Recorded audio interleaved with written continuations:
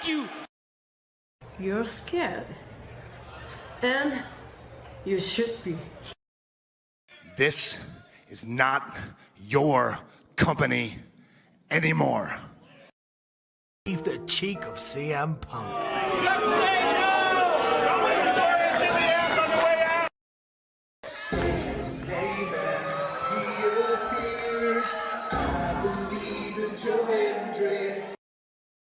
Out! Combo move! This is what they've been doing! Hey, McAfee!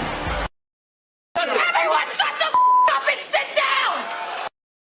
We got a mom in the front row who taught her daughter how to suck dick!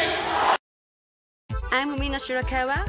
I used to be a model. I want to put on a big show.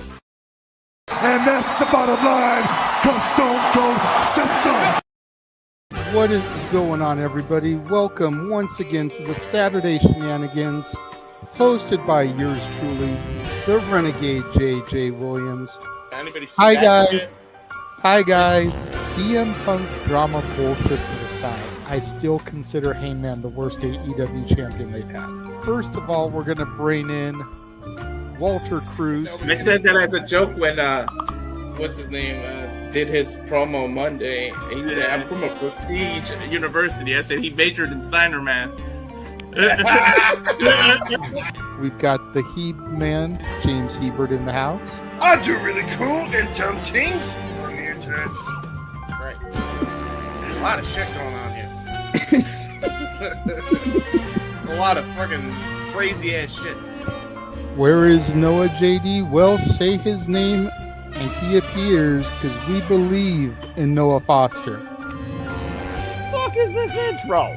It is one of those things where, as fans, we do have these desires of what we want to see, but sometimes you can't always get what you want, and there are reasons you truly don't get what you want. I wouldn't even listen to this in Grand Theft Auto San Andreas. What the fuck is this shit? God, rapid whack. Like I said, never been a greater time to be a wrestling fan, and with more companies in a more lucrative spot, in a more comfortable business spot, in a sense of mind, it seems, than ever. Again, WWE is not the only one. It is not the end-all, be-all. So let's go back to the Renegade Wrestling JJ Williams to get the official word. JJ, speak! Make sure you tune in every week, because you never know who's going to drop in to join the Shenanigans. Catboy is in the house. Hello, my internet family. I say if you want to make them as evil as possible, make them really mad. We have Mansfield joining the party now. What is going on, Josh? Like I told no one when we were in Cleveland, him joining JC was just an unfortunate side effect of my shenanigans towards you, JJ. I know how it can get better, Noah. The panel chooses you. Shut the fuck up, Josh. You said that so like. They got someone to throw back. Yeah, I was gonna say. Just like how you and I had lunch together the other week. That was different. Ladies and gentlemen, the King is here. Say his name and he appears. We believe in King A-Train. There are so many believers in Joe Hendry. The only person on this panel that doesn't believe in Joe Hendry is King A-Train.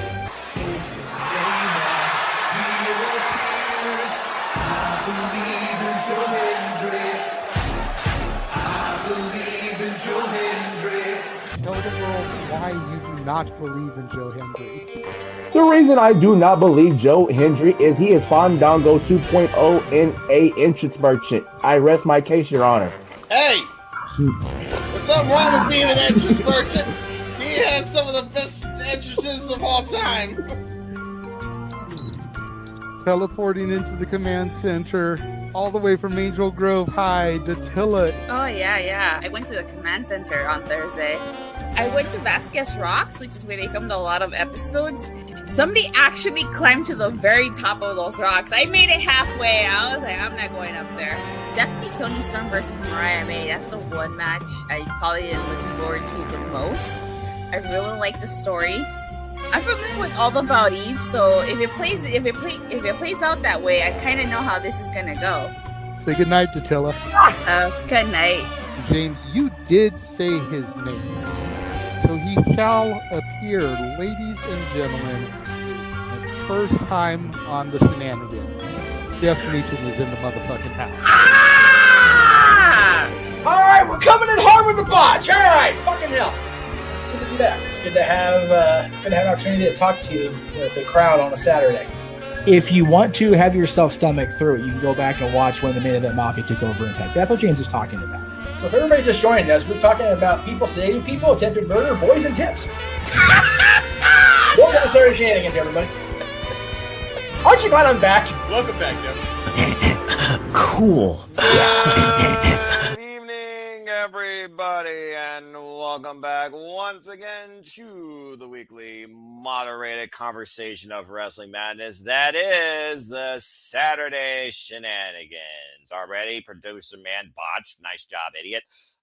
It's no spoiler now. I am once again your impromptu host for the evening, the simple man Noah Foster. It's good to see everybody in the chat once more on another Saturday night in what should be another rousing conversation with a gaggle of fools and unprofessionals at times and a Hebert.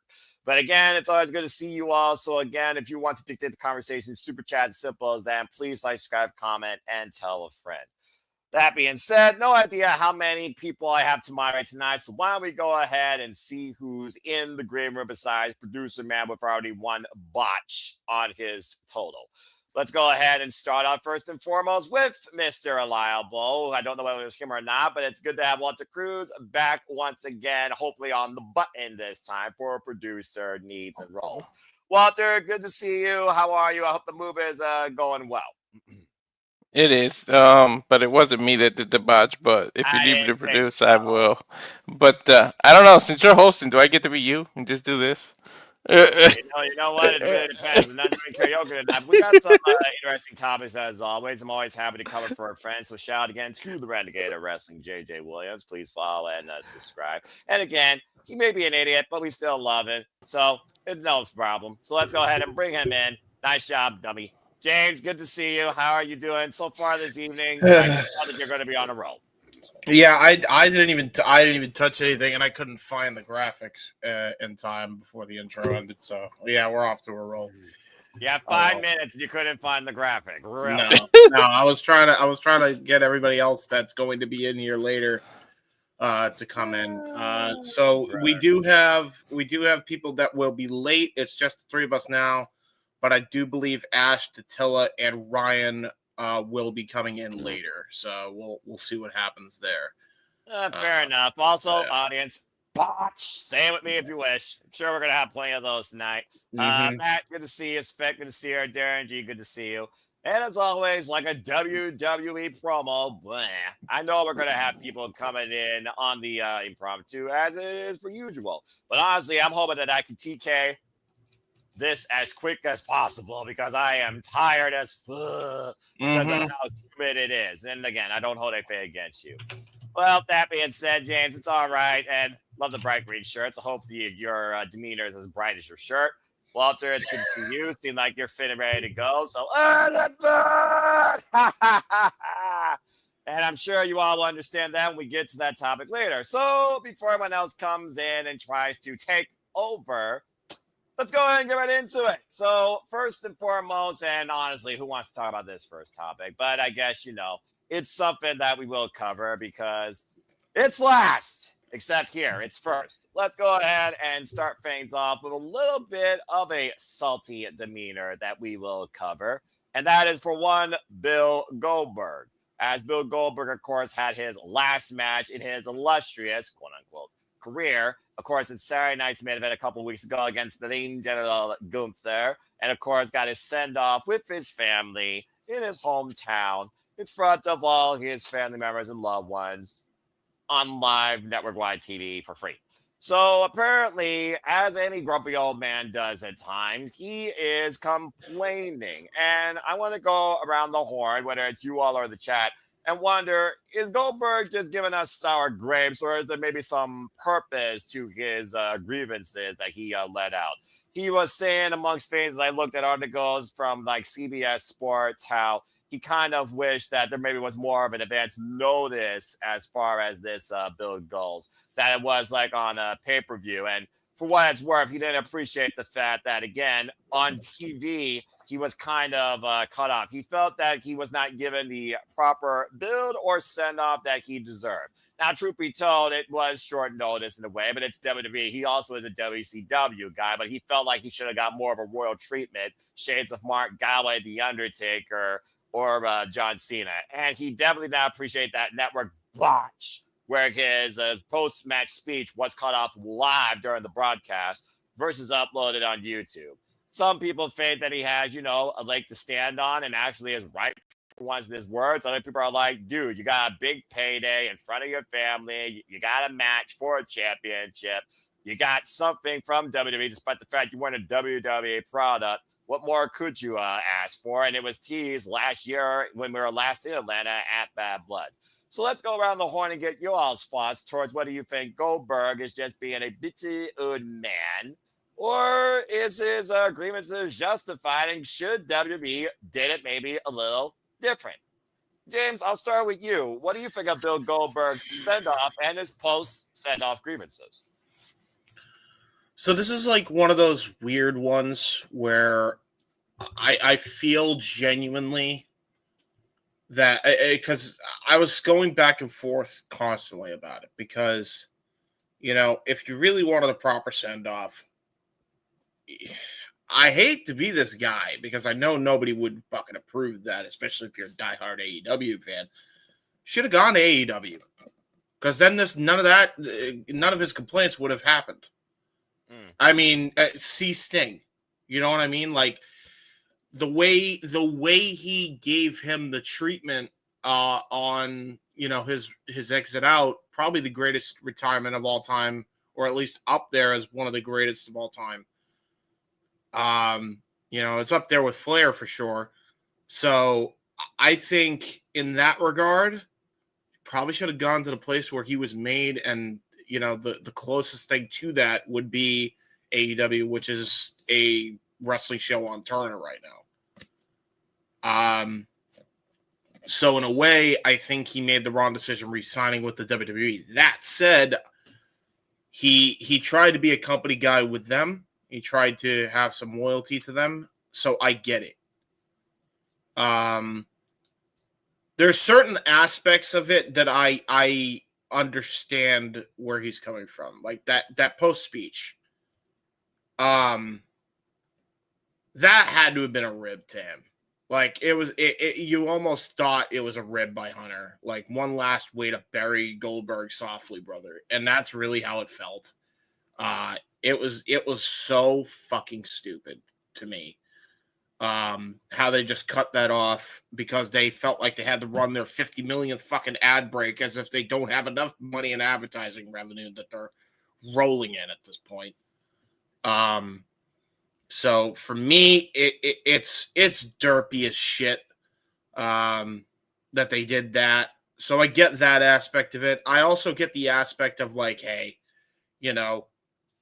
I wish we had a longer build, despite the fact that the Cena retirement's kind of happening around the same time.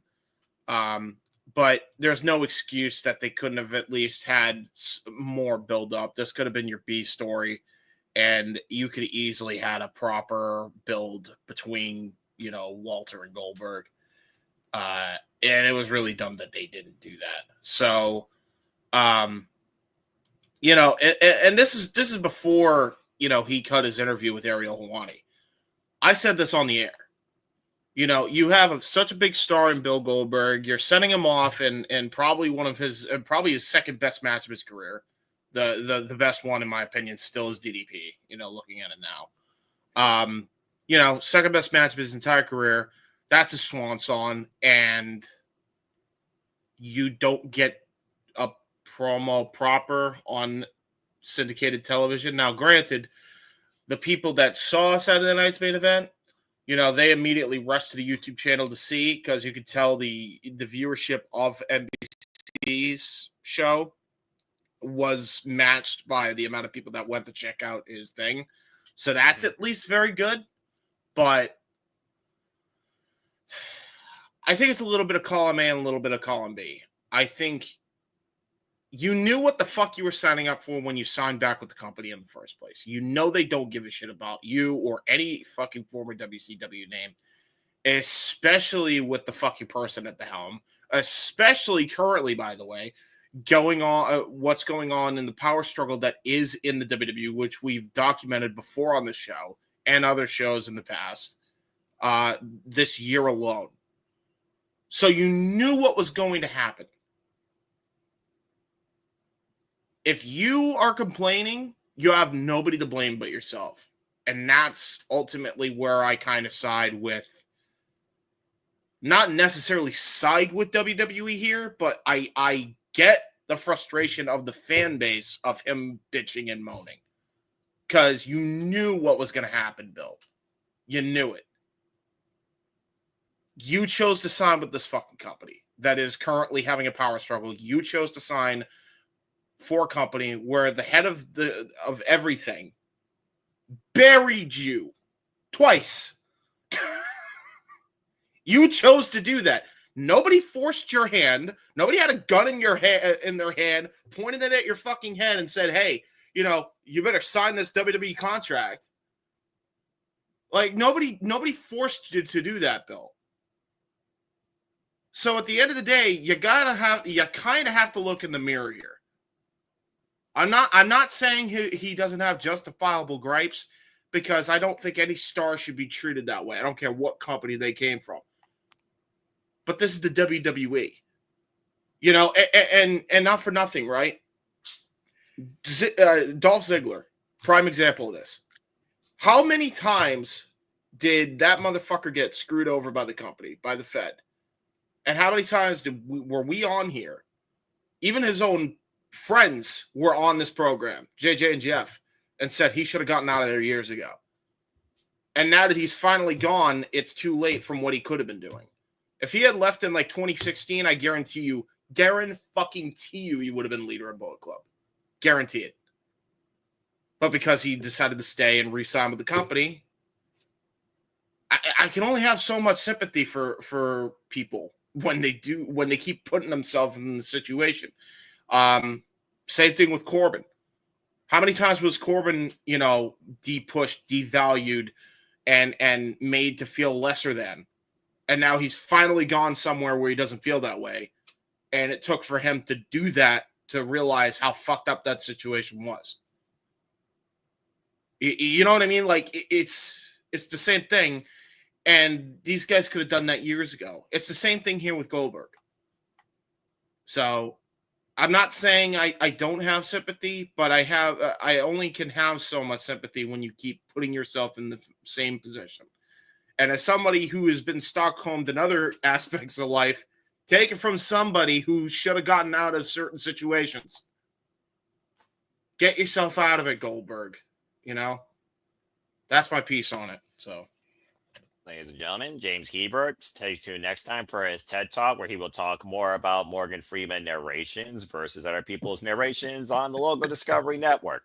All right, well done. Well, that was a perfect way for somebody to actually put their order in at McDonald's for one of everything. Speaking of which, he's a foodie. He's another Canadian friend. He is also a recent member, not only to the Shenanigans, but to the City Lava Studios family in commentary. It's always great to have Nick Frontes joining us here on the Shenanigans, the founder of his own Burger King order this time. Nick, good to see you. And hey, you have plenty of time to DoorDash and put any order from any local restaurant with that opening diatribe from James Hebert. How are you feeling tonight?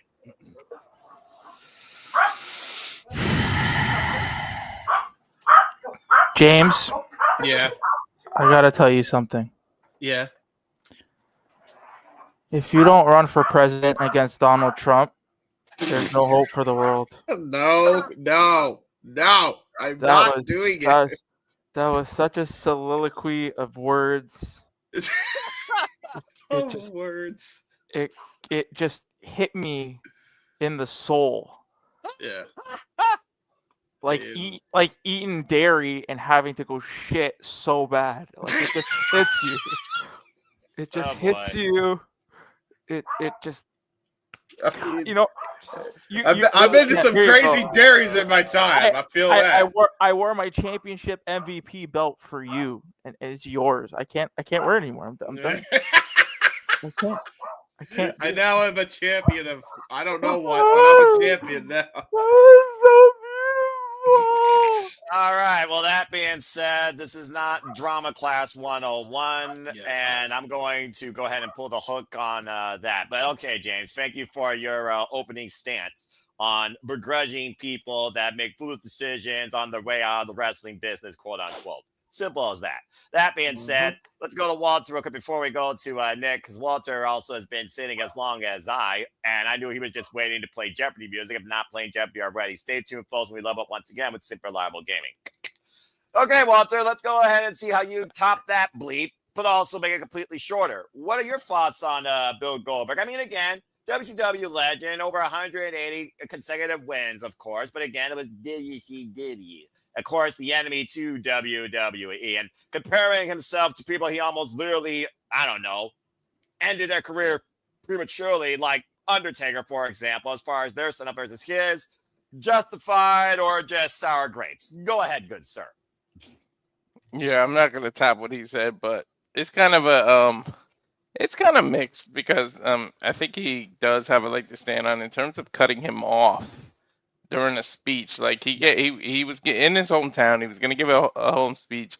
You could have put the advertising on hold, or you could have warned everybody way ahead of time and told him, don't start your speech until after we go to the air. We're going to make it an exclusive YouTube thing. If you would have told him ahead of time, then he wouldn't have started the speech. Then it would have never got cut off. And then we could have got the speech on YouTube exclusive, which would have been a smart way to get everybody over to your YouTube channel, which is marketing. So you could have did that and just told him, Goldberg, don't start your speech until after this. We're going to go to commercial. We're going to go off the air because NBC wants us off by a certain time. Then you give your speech and we'll give you all the time you need. And then they could have did it that way. That's just what I would have done. Like, and then you would have had no network influence, no nothing, because it would have been on your YouTube, and he could have been there for as long as Triple H was for his Hall of Speech. So, for Hall of Fame speech, I should say. But other than that, I mean, dude, just be happy. You're a rich celebrity. You get to go home. You get to chill with your kid. Your kid is gonna possibly do this one day, and you're still under a Legends contract, no matter what. So you're still gonna get residuals from video games, from the toys, from everything. So legit, you really don't got much to complain about. Like, yeah, they might have did you dirty on that point, but everything else, sour grapes. I just think it's the final burial for a WCW guy in his mind, but to me, it's just sour grapes. You're fine. I feel him on the WWE, on the cutting off the speech part, but everything else, he's just complaining at this point, being a grumpy old man. I will say too, and to add to your point, Walter, like, it's so funny that he complains and bitches about all this, but not one time I feel like he puts over fucking Gunther for carrying him to the second best match of his career, like, at all. Well, in that entire interview. Lord have it. I mean, just saying, Lord have mercy if Goldberg actually put somebody over properly. Yeah, no, I know, but it's like, fuck, man. Like, that's another thing. It's like, and maybe he does appreciate him, but we don't know because he never mentioned it because he had more sour grapes and issues with the goddamn way the company treated him. And I just don't think that's right for your world champion to not get put over on the way out, especially in your interview. I think that's, I get your whole deal, but that's selfish of Goldberg to not at least give him a mention. And maybe he did, and I don't know, but I didn't hear it. I didn't hear it anywhere. Yep. I didn't see any quotes of it anywhere. I agree, but that's the way I would have did it. I would have ended the broadcast with Gunther on the ropes showing the world title because you want the last image to be everybody looking at Gunther, because you might have casual fans who don't watch wrestling on the regular watch Saturday night event because it reminds them of when they were a kid. So him shaking his hand, then giving him the ring, and then Goldberg putting him over in the interview. He could have said the worst shit about WWE. As long as he did that, I don't care. But the fact that he didn't put him over in any regard, and Well, that's again, another some issue I things have are with it. easier said than done. If common sense was more common, more people would use it. And even with Yeah. his lack of brain cells when he slammed his head through a log, you think he would still have enough brain cells by his retirement to do that. I guess I was wrong. All right, Nick. Well, let's go ahead and get your thoughts. And to both Walter and James' points, people in WWE have even kind of called Bill Goldberg out on this. The bald-headed fool that does commentary for Evolve, Peter, what's his face, Rosenberg. He even said, dude, why are you complaining? Not only did you get the send-off in front of your family, you got a paycheck for what some might call a mediocre career end, whether or not that match was one of his all-time best versus WWE or WCW standards that he was known for. You still got a massive payday out of it, and you still got to celebrate the end of your career with your family. Most people don't even get a chance to do that. Again, people don't get a chance sometimes to go out the way that they hope for. So one thing doesn't go quite right, get over it. You still got it out there, and it's on YouTube for everybody to see. So what's the problem? Again, also, he is a WWE show, so maybe he's just trying, speak on behalf of TKO. Again, this is TKO, not WWE, folks, as you know it. Nick, what do you think about Bill Goldberg's send-off and his post remarks and all this? Go ahead. What did he want? Like, what did he want? Yeah. It is that simple. Like, what did he want? What do you Because I don't even do we know? Did he come out and say what he wanted, how he wanted to go out? Did we know? Did anything? Did you guys hear anything about? I didn't hear. No, he didn't make it very clear at all. So like, what do you want? What like? You're gonna see a common thread with me tonight. It's just like, what do you want? Like, if you're not gonna, you got your retirement. WWE gave your son. Didn't they give Gage a contract or make him an offer of something? I believe so. Yeah. What is the prime if he's part of LFG or Evolve or LFI? And he said no. So what did you they gave you 15 minutes for NIL. Yeah. Over 15. Because your speech got cut off? Get the fuck out of here. Dude, it's so stupid. It's one of those things where while I get some of his frustrations, I feel like he would have still found a way to complain. What I mean, yeah. I think that, you know what? It's karma. Next time, don't talk shit about Tony, and maybe you would have gotten your retirement match on fucking TNT. Yeah. And he's kind of right here. Not be such a fucking. Just said. Sorry that the sailor mouth is on, but I mean it's true. Like, yeah, you're right.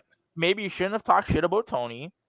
Then you probably would have gotten your send off match. You probably would have gotten it just like Sting. You probably would have gotten it on TNT because you were, let's be real, you were a WCW superstar, not a WWE superstar. So you being on TNT for the final time in your career would have made more sense than that.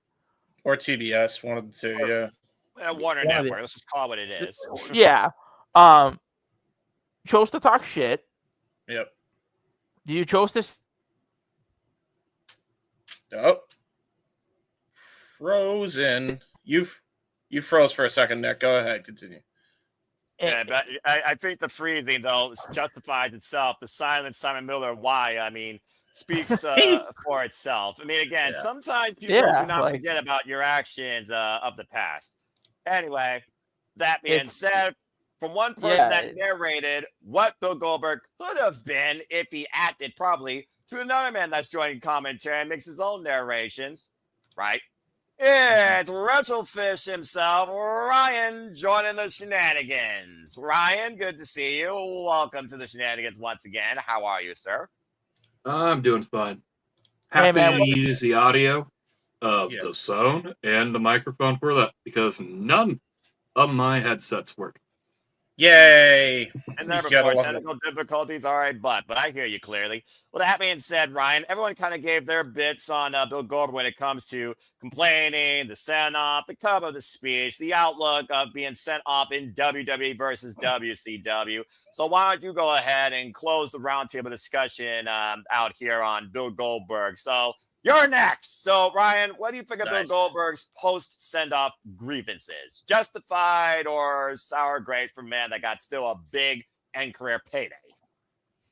You know, when you're sold one idea and it doesn't necessarily come to fruition the way you think it's going to go, I could get some of the frustrations, especially with the Hall of Fame. With the Hall of Famer giving his retirement speech to be cut off by random commercialization. That said, I've seen Goldberg have so many retirement matches. Pick one. Pick one. Brock Lesnar. Dolph Ziggler. Yep. Just because something has to be marketed as the retirement match, as the one last match. Maybe, just maybe, just look at your last performance in the mirror and say, am I good with that one being the last one?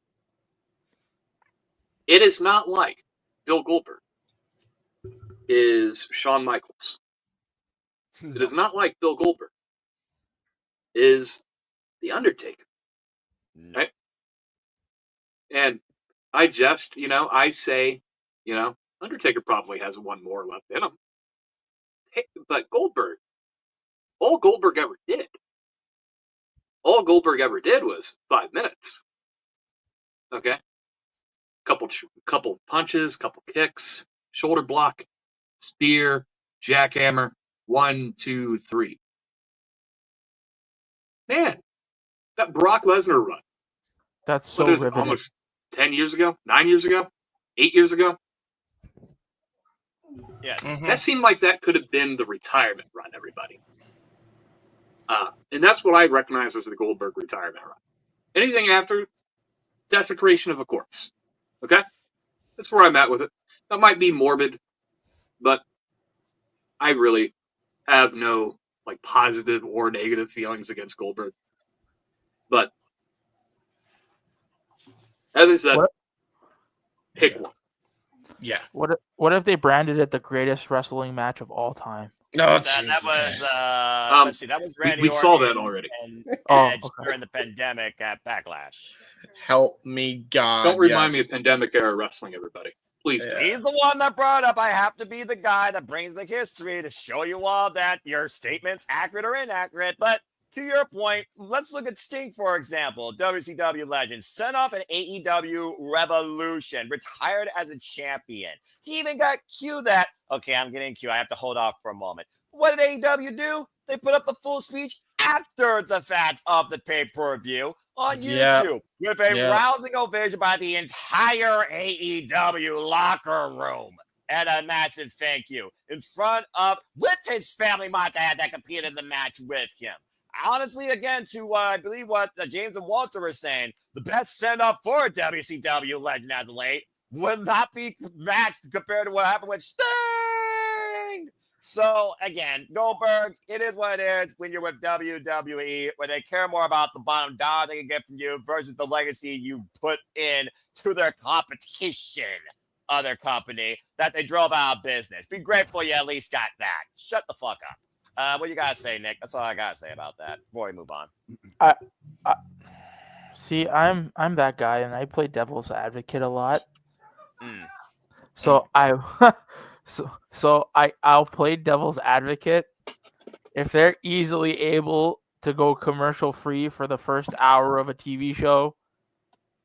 You could go commercial free for the last 20 minutes of a show. Apparently not NBC. I think there's also a difference between NBC and USA. Let's not forget broadcast television on a Saturday night. Standards. And for all we know, it was an NBC executive. Exactly. For all we know, it was an NBC executive that made that call because they may not be a wrestling fan. You might say the same thing about Coliseum, the TNA president. Great fame, by the way, all around by everybody here regarding Bill Goldberg. So all I'm going to say is Bill Goldberg, shut up. All right. Well, good stuff.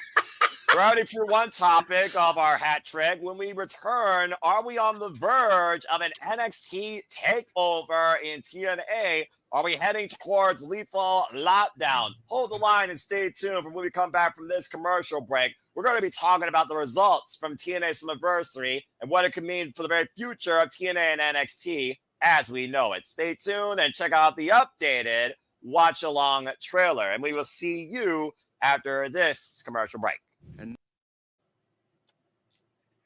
And now for a taste of things to come.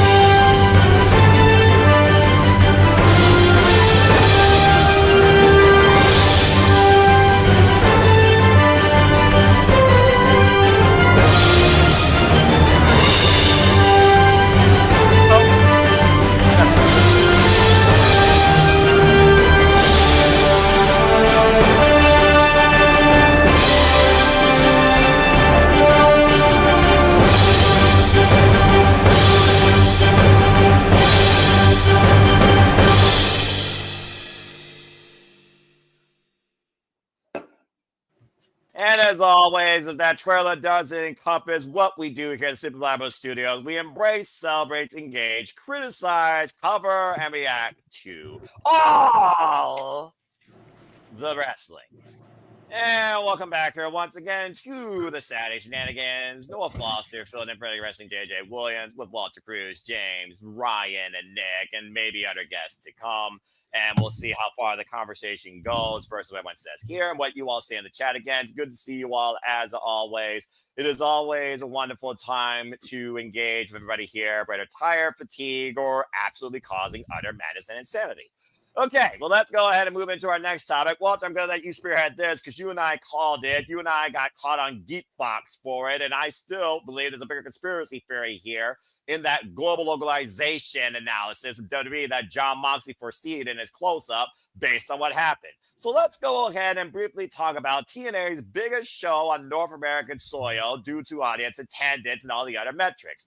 TNA Slammiversary, of course, emanating from the UBS Arena. We, of course, saw First Class destroying a ladder match and Jeff Hardy innovating the ladder in a way I never thought, a rope ladder. We saw Bully Ray Dudley challenge the Hardys one last time at Bound for Glory. The inspiration got screwed by the ignorance of the Elegance brand, but no one cares about any of that. Not even talking about the fact that Styles return home and Leon Say become the youngest Vision champion. We're looking at the fact that right now, this NXT might be trying to take over TNA as they have control over both world championships. Damn it. Because Jesse Jane claimed the Knockouts Championship from Macho Slamovich, a bullshit, and Trick Williams in one of the worst main events I can remember recently in TNA history. Lazy as ever, more lazier than Black Snow, freaking absconded away with the TNA World Championship when it should have been Mike Santana's night. So will anybody from TNA freaking win a title in this so-called NXT-TNA relationship that everyone was clamoring for, giddy girl excited over when it first started, when it seems more like a TKO takeover from within where Carlos Silva has less power than ever? Walter, I'm going to start with you on this. What the fuck is happening? Are we leaning towards maybe something bigger than War Games that WWE can actually try and do? Should we trust the process? Are we heading towards lethal lockdown where we saw Steve Macklin, the hardest Leon Slayer said, we are real teenage champions. We must hold the line. Santino Marella with a rallying cry, challenging on Eagle even page for the Canadian / NXT North American Championship. Emmanuel, shut the fuck up. And also... Are we actually going to get Lethal Lockdown potentially with NXT versus TNA? And could that be TNA's sweet victory?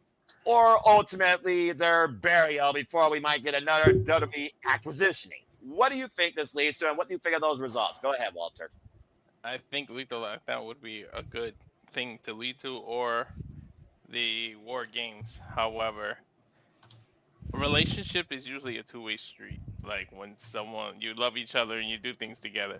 This seems very one-sided, and WWE is getting everything, while TNA is just getting exposure. But, however, we have to trust the process. I'm a big believer in, yes, triple threats are good or whatever, but when you win the title, when it's a one-on-one, it's just a little chef's kiss. It means a little something more. And I said it during the broadcast. I think Mike Santana will get this title when it's a one-on-one. And to me, it just means a little more something because it eliminates all forms of excuses. In the triple threat, you can say it wasn't me that was pinned. This happened, that happened. There was no DQ. These people interfered. That Trick did tricks, and he got me, by the way. That was very well done. I thought he legitimately was hurt, by the way, and then that bullshit ending happened, and I was pissed. But I gotta give him kudos as an actor and as a heel because goddamn it, he got me. I really thought he was hurt, but I feel like it'll mean more one-on-one if Santana can beat him and take the title back to TNA with zero, absolute none, no excuses. So in terms of that, and the rest of the pay-per-view was awesome, but JC Jane winning both titles just when I thought she was going to be a transitional champion, it just bonked me on the head. Like I feel like I'm living in the Matrix. I don't know what the hell's going on. I don't know what they're thinking. Masha was literally unstoppable, going to Bloodsport, going here, there, defending that title everywhere, and she lost to JC Jane.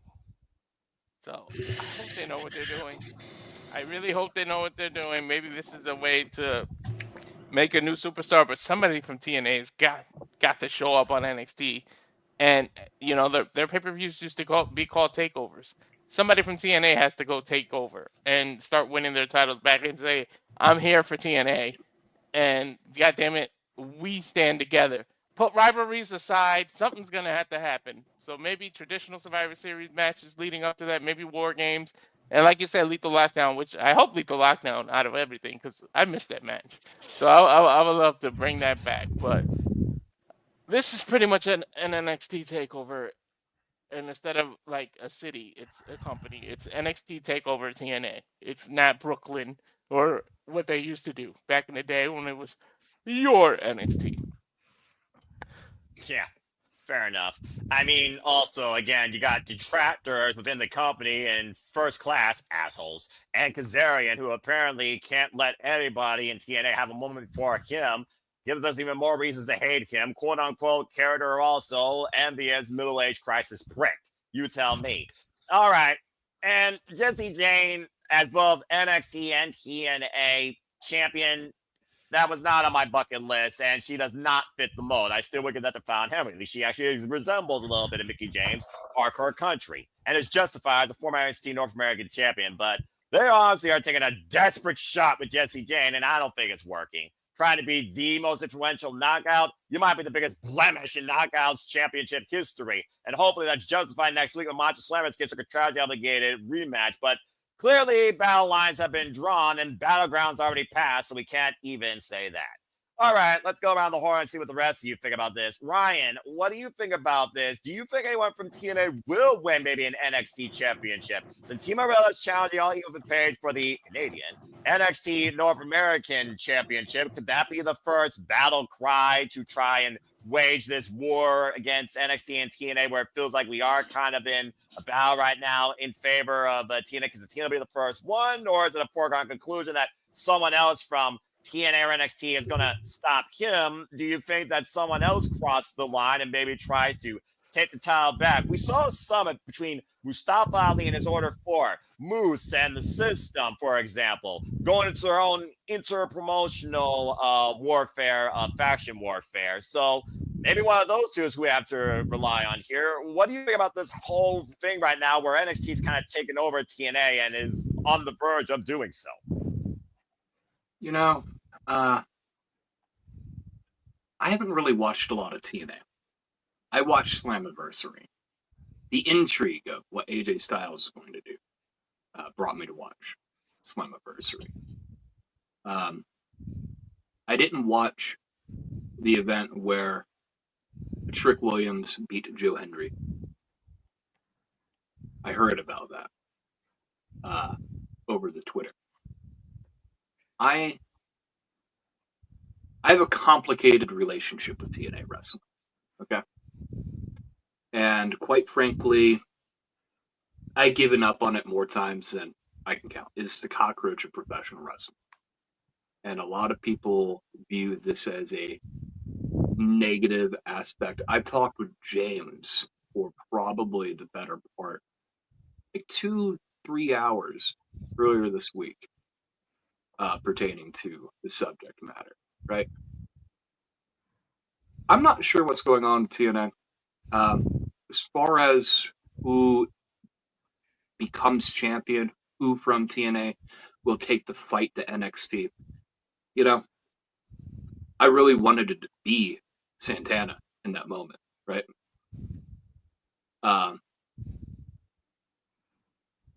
That said, I really wasn't that caught up. I can see the crowd. I can see a hot crowd, and I could read a room when you should probably just call it the audible. I don't know what the long-term plan is. I have no idea. This is one of those things where I'm not that invested enough, so I'm going to yield time. I can't begin to predict the next chapter of the story. All right. Well, I think that's also justified because I do think people have kind of, gone back and forth with TNA during its up and down, figuring out its destination across America, pop, now landing on Access TV, which is still obscure in the relevancy, leaving Twitch and YouTube primarily now for their TNA Plus service. And now, getting that little bit of highlight value, if you want to call it that, from the WWE, where Carlos Silva did point out that the biggest moment prior in TNA history was Joe Hendry representing the TNA World Championship at WrestleMania. And whether or not he's acting, because again, Carlos Silva, I don't think was born a wrestling fan. This, by the way, folks, is the only president right now that I know that runs a wrestling company that wasn't born into this business as a fan. He's an executive for entertainment purposes only at Access TV. There's a reason why Scott D'Amore and Gail Kim aren't there. I'm just saying. So again, the hindsight might literally be 2020. All right, well, Nick, let's go at you next on this. Is there anything that you want to add regarding this? Do you have maybe an idea that you think maybe someone from TNA can actually cross-line NXT and seize a championship for TNA to try and maybe, even up the battle lines here, whether or not it's a world championship or a mid-card championship? Again, Steve Morella, there's that possibly, but again, he is the director of Authority. And what do you think of these results that we're talking about here at Slammiversary? And what do you think the aftershock could be? First thing I have to ask, does the but AEW topic work because we're talking about TNA? Because there's a couple points I'm going to make. First point, where are all the people that were bitching and complaining that, Hangman has to win it at All In because it's the Cowboy in Texas? We're all the same people that are arguing for Mike Santana to win it in New York City. I don't hear those people. I just get that you don't watch TNA, so why do you care? That's what I get. AJ,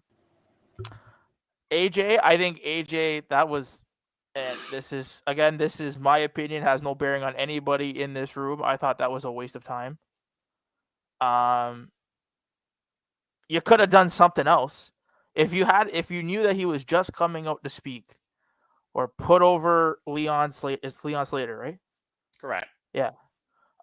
If he was just coming to put him over, why couldn't you do something a la CM Punk before he came back to wrestling? Why couldn't you have dropped little hints here, little bit there, instead of getting us excited for him coming out, people fantasy booking, but what if he comes out in the main event and it becomes a 4-way and then he wins the TNA title and everything is saved? No, you just came out and spoke. That's pretty much it. It's 2025. I don't want to see the Dudley Boys versus the Hardys because I mean, can Devon still go?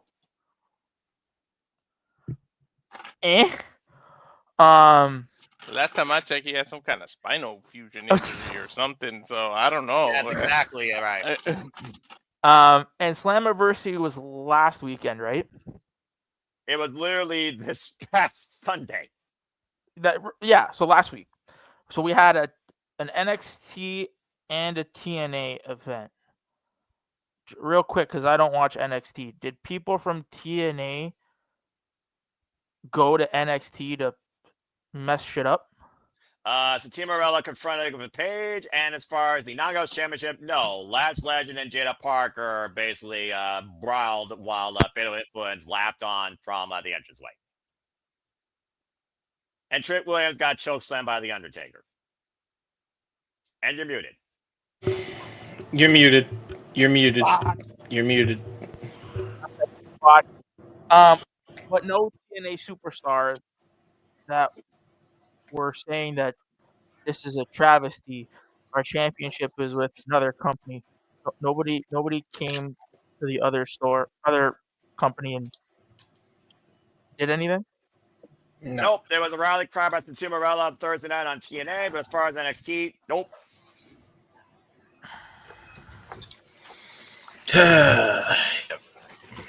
Oh no! Oh no! Okay. Oh no! Conspiracy here coming into play. This is going into a different. This is not a partnership. This is an acquisition. It's just taking a while, but it's not a partnership. Yeah. You're doing it for exposure. Get the exposure. Expose this. No, man. This is an acquisition like I've never seen one before. Like, dude, I got Celine Dion on this championship. This championship means more than anything TNA has right now, and this is a toy. Go figure. Well, if you ask Steve Macklin, though, there is real champions. They're real TNA champions. And I do think Leon Slater does have value with the X Division Championship being the original cornerstone of TNA. So I don't want to discount the fact that there are real champions in TNA versus NXT cosplay. But what are they doing about it? Are we just crying into a camera about it? Or are they going to NXT to the Performance Center and fucking shit up? Well, again, trust the process.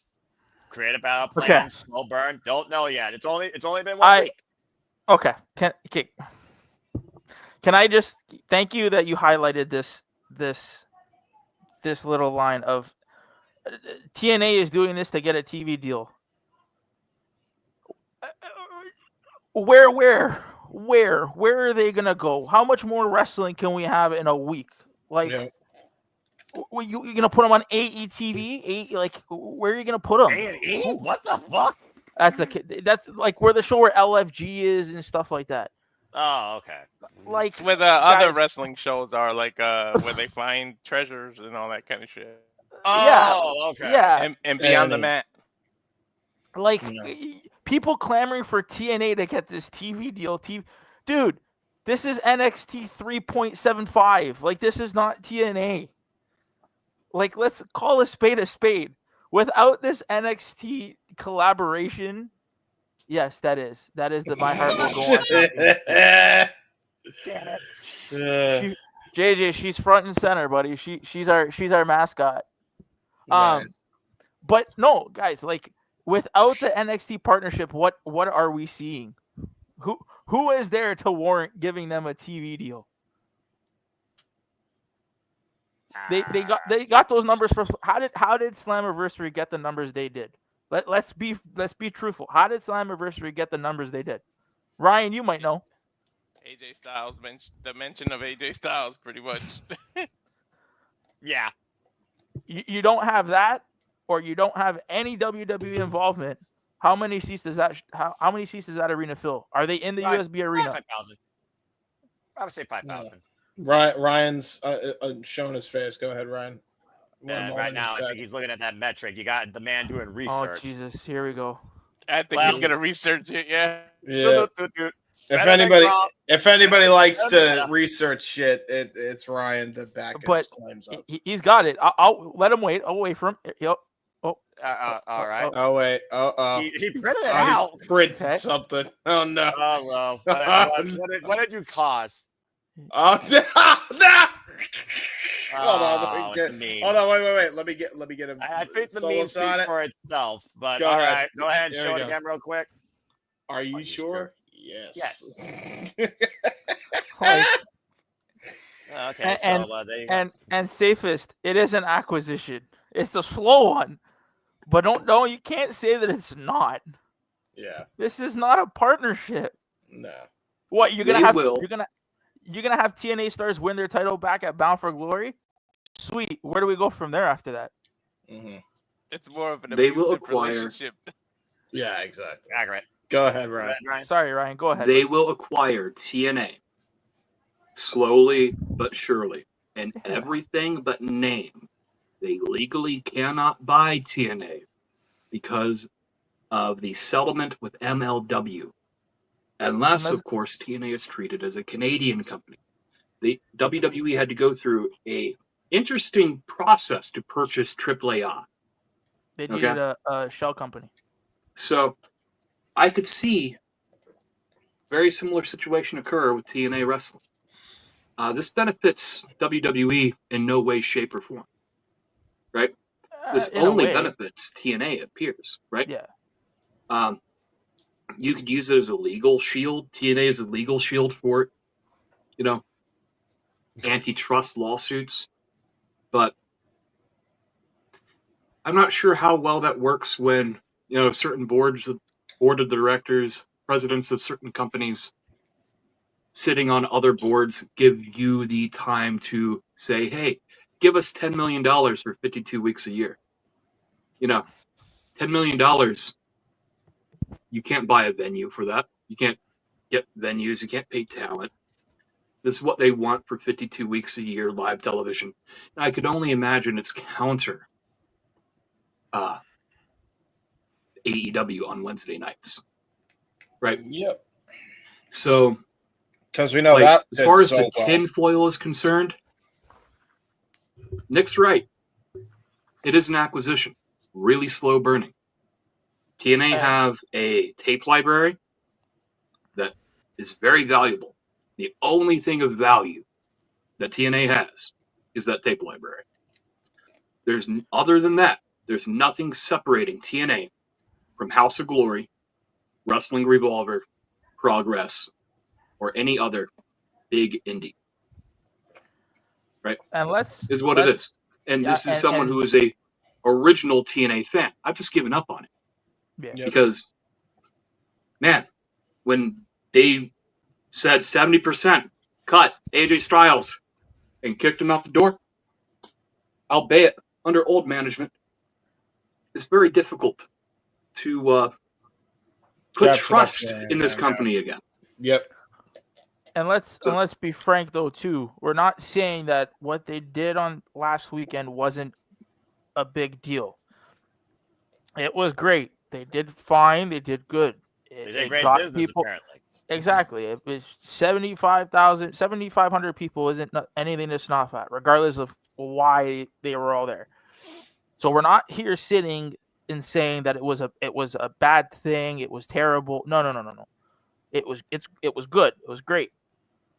But if you're gonna sit there and lie to yourself and say that it's not an acquisition, you're not thinking logically. You're not. No, you're not. You're not. No. Well, to be fair, none of us here have a portfolio or stock invested in this. So again, it's all speculation. It does seem very one-sided, and that's what me and Walter basically have. Look, as probably two people that follow this more than JJ even, who tried to fantasy book a bigger fan than anything on the SummerSlam card right now, and it didn't happen. Once again, a man with better booking than WWE and AEW combined, it doesn't come to fruition, JJ. So again, it is what it is. it is one of those things right now where I do feel like at the end of the day, the only one profiting from this, and I do say profiting, quote unquote, is WWE. James, what do you guys say regarding this? Do you think there is going to be a first firing shot against NXT by TNA? Are they going to take one of their championships here before even maybe emergence? Do you see anybody cross the line from TNA NXT and actually doing that? Or is it still just an entire one-sided relationship where this could be a longer, slow burn to TNA getting some sort of victory, if there is a possible victory? Whether or not Bound for Glory or beyond that, who knows at this point? Because right now, who's going to take the freaking TNA World and TNA Knockouts World Championship? I fear that they're literally going to have Masha screwed again next week, Walter. And I don't know if next week's live. Again, I can't foreshadow anything because last week was live, for example. I guess you could say the biggest thing that's come out of this, TNA has gotten more live shows, which does mean more broadcasting revenue, I guess, for whatever network they still are or still deal with, if you want to call it that. But James, what do you think about this? All right. So here's the deal. Everything I sign off on the tinfoil theory. I'm gonna be honest, but you want my tinfoil? Sure. Yeah, I need it to wrap up food. Gotcha. Yeah, but look. I genuinely, in all seriousness, I think that's where we're going. I know people want to be like, oh, WWE bad, big bad, fucking WWE. Okay, here's the deal, and this is what Ron and I talked about, and this is the first time I think I've even brought it up on anything on the air, because goddamn has everything gone topsy-turvy. I haven't even gotten to mention this shit on the air, so first time I'm saying it publicly anyway. Go for it. This was going to happen regardless if it was AEW partnered with TNA or WWE partnered with TNA. It did not fucking matter. You want to know why? Because Anthem fucks them over and doesn't allow them to spread their wings and fly. That's it. That's it. Full stop. That's why. There is no other way that this can go down for TNA in the current state they're in, period. They were going to be acquired by a bigger promotion than them any fucking ways, because Anthem sucks at their job. This is very much akin to what happened with Ring of Honor and Sinclair Broadcasting. Period. This is exactly why we are in the situation we're in. Now, granted, does that mean it's all bad for TNA? No. But, I mean, look, I'll tell you this right now. Even with WWE or AEW, one of the two, it didn't matter. Anything was going to be better than the shitty management that fucking caused AJ Styles to leave. So there is that. All right? That's the one positive we can take away from that. And look, if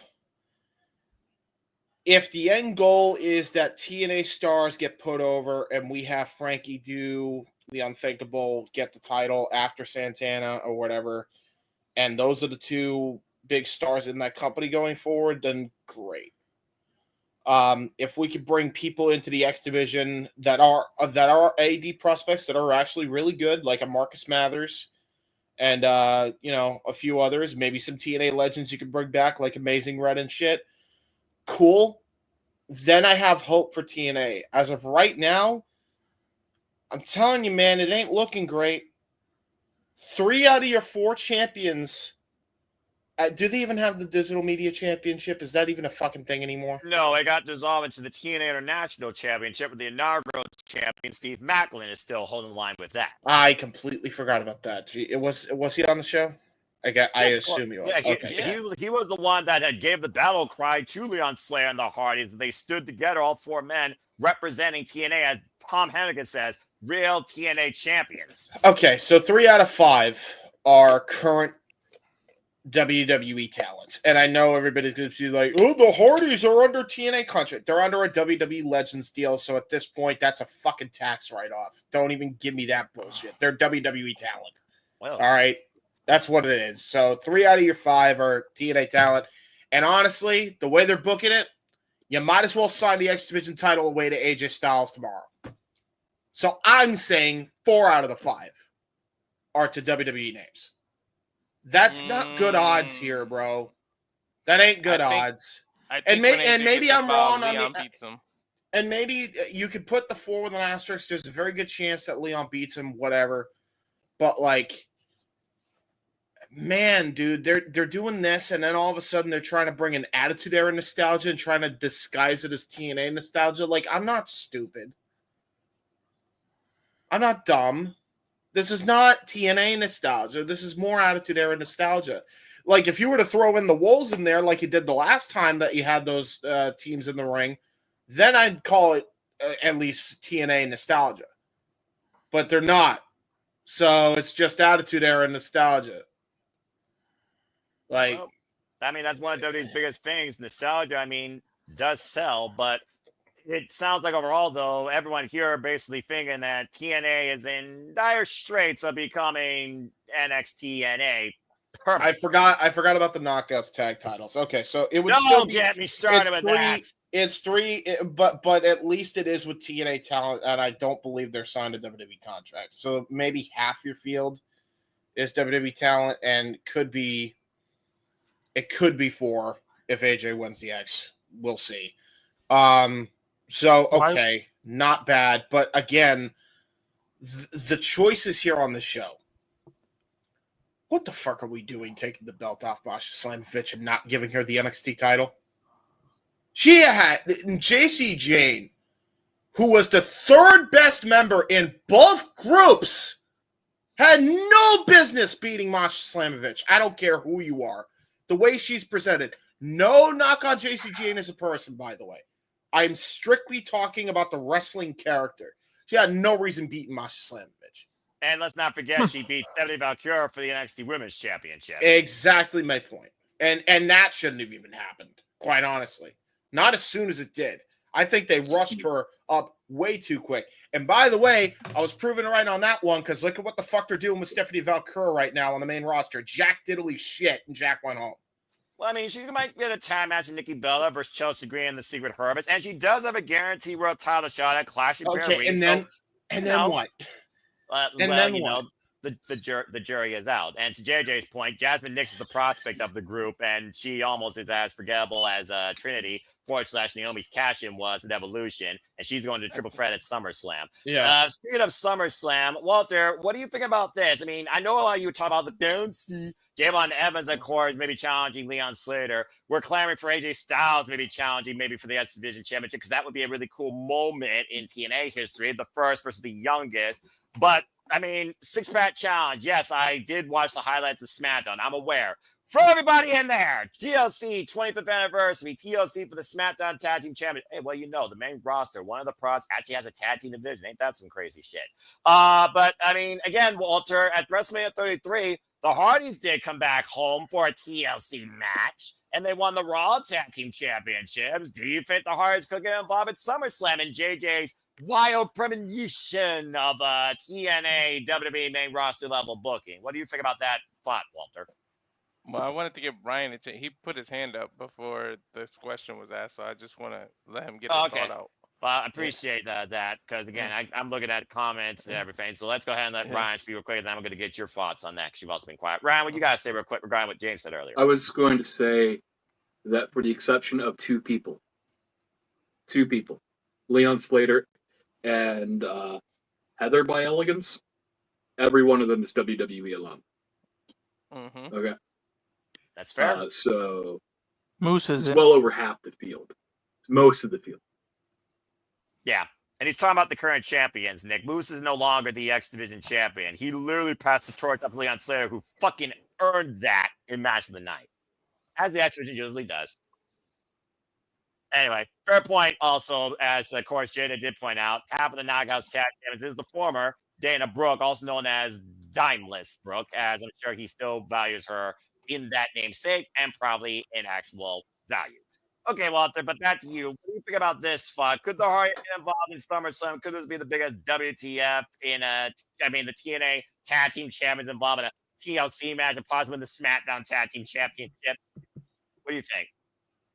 Yep, it would be smart for them to get involved and capitalize. I mean, More nostalgia, 25th anniversary.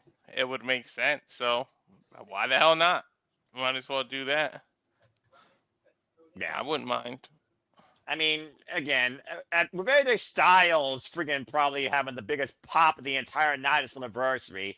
You gotta give TNA some sort of shine. Your second biggest show of the year versus Joe Hendry at WrestleMania against Randy Orton. So, I guess this is probably the best shot that they can do because Jesse and Trick Woods at SummerSlam ain't sure in hell gonna cut it. Look at freaking eating alive. All right. Well, that being said, yeah, Jasmine Nix, who is she? She's more irrelevant than Griff Garrison, but she at least has more TV time. So I guess there's that. Nick, you have a thought to say real quick? Yeah, I just, and I'm going to preface this by saying numbers don't matter. It's what the product is on the television. But I don't know if you want to take, and everybody wants to take this with a grain of salt.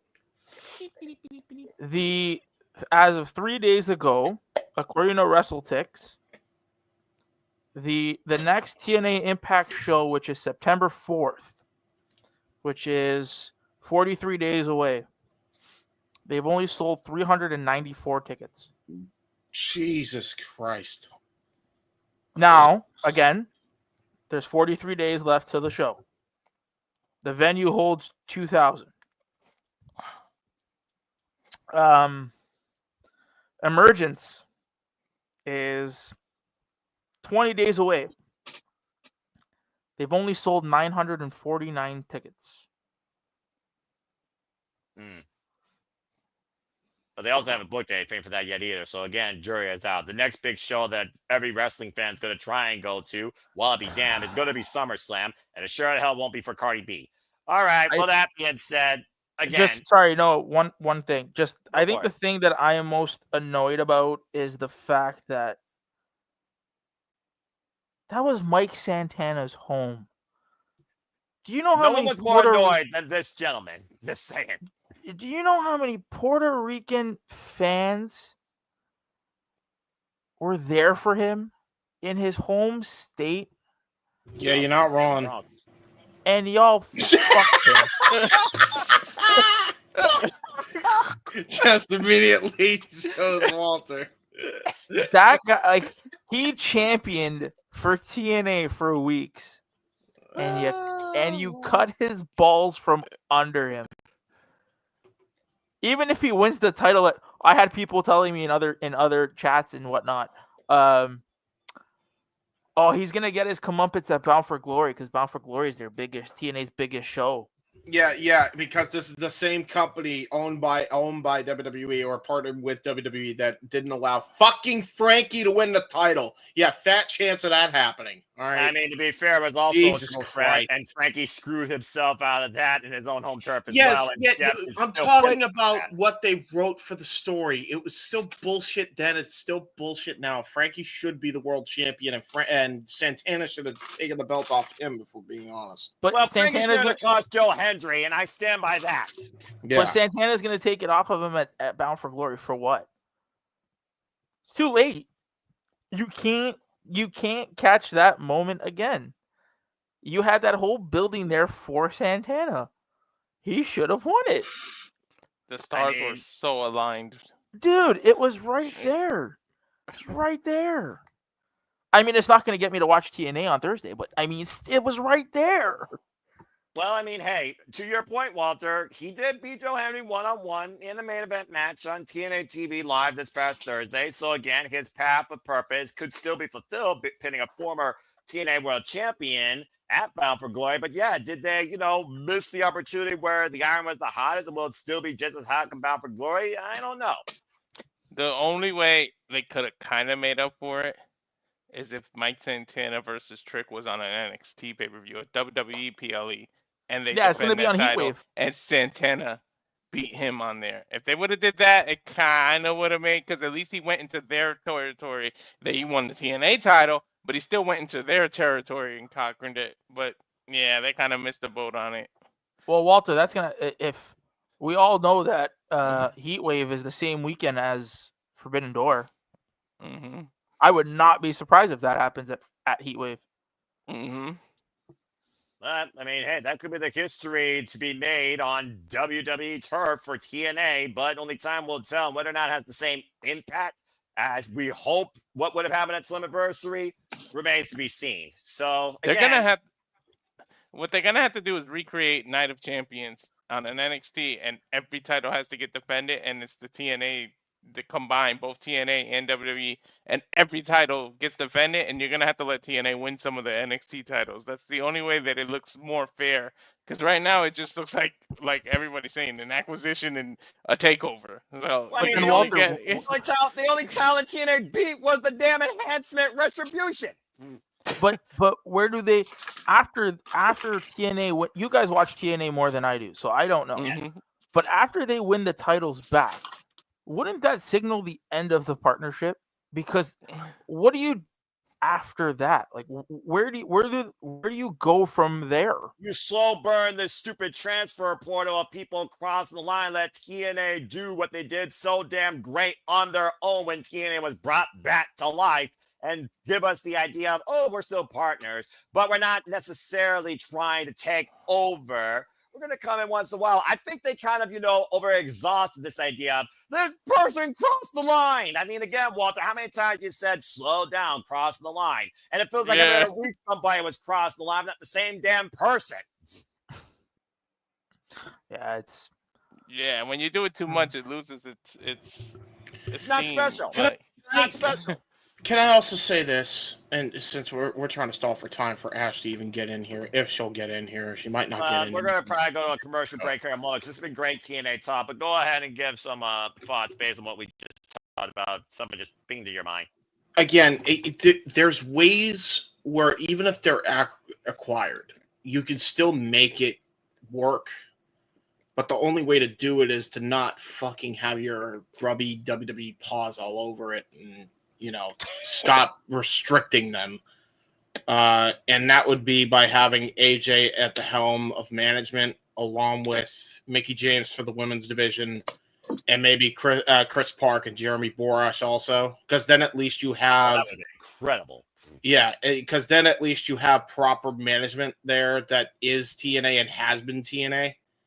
And then, again, you need to have a mix of young studs that absolutely could have fit TNA in that time period from back in the day, but still are current stars of the nowadays. So you're if you want to bring out WWE ID prospects, you could. Again, Marcus Mathers. I know you've grown, Nick, but Marcus Mathers is a fucking stud. That guy should be in any major promotion tomorrow. I don't know why he isn't already. Dude's a prodigy, right? So bring him in there.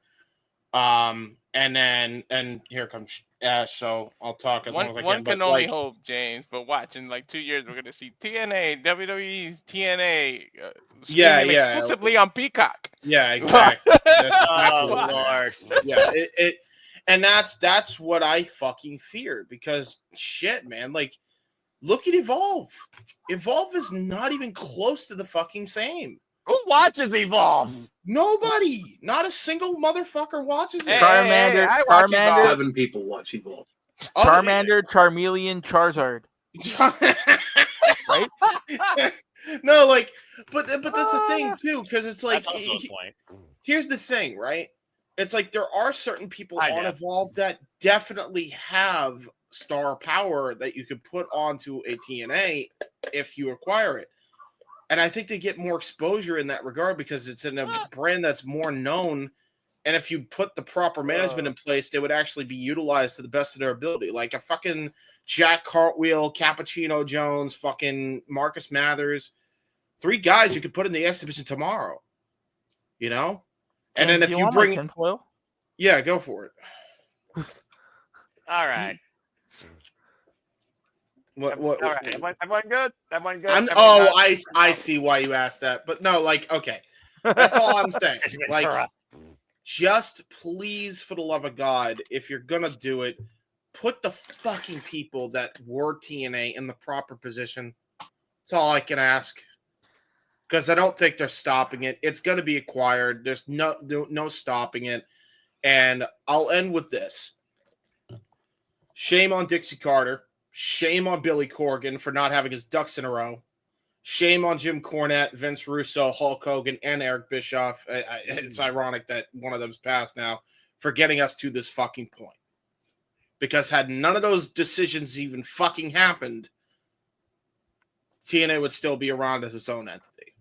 But because their decisions were made, this is what it is. It fucking Jeff Jarrett too, to be honest.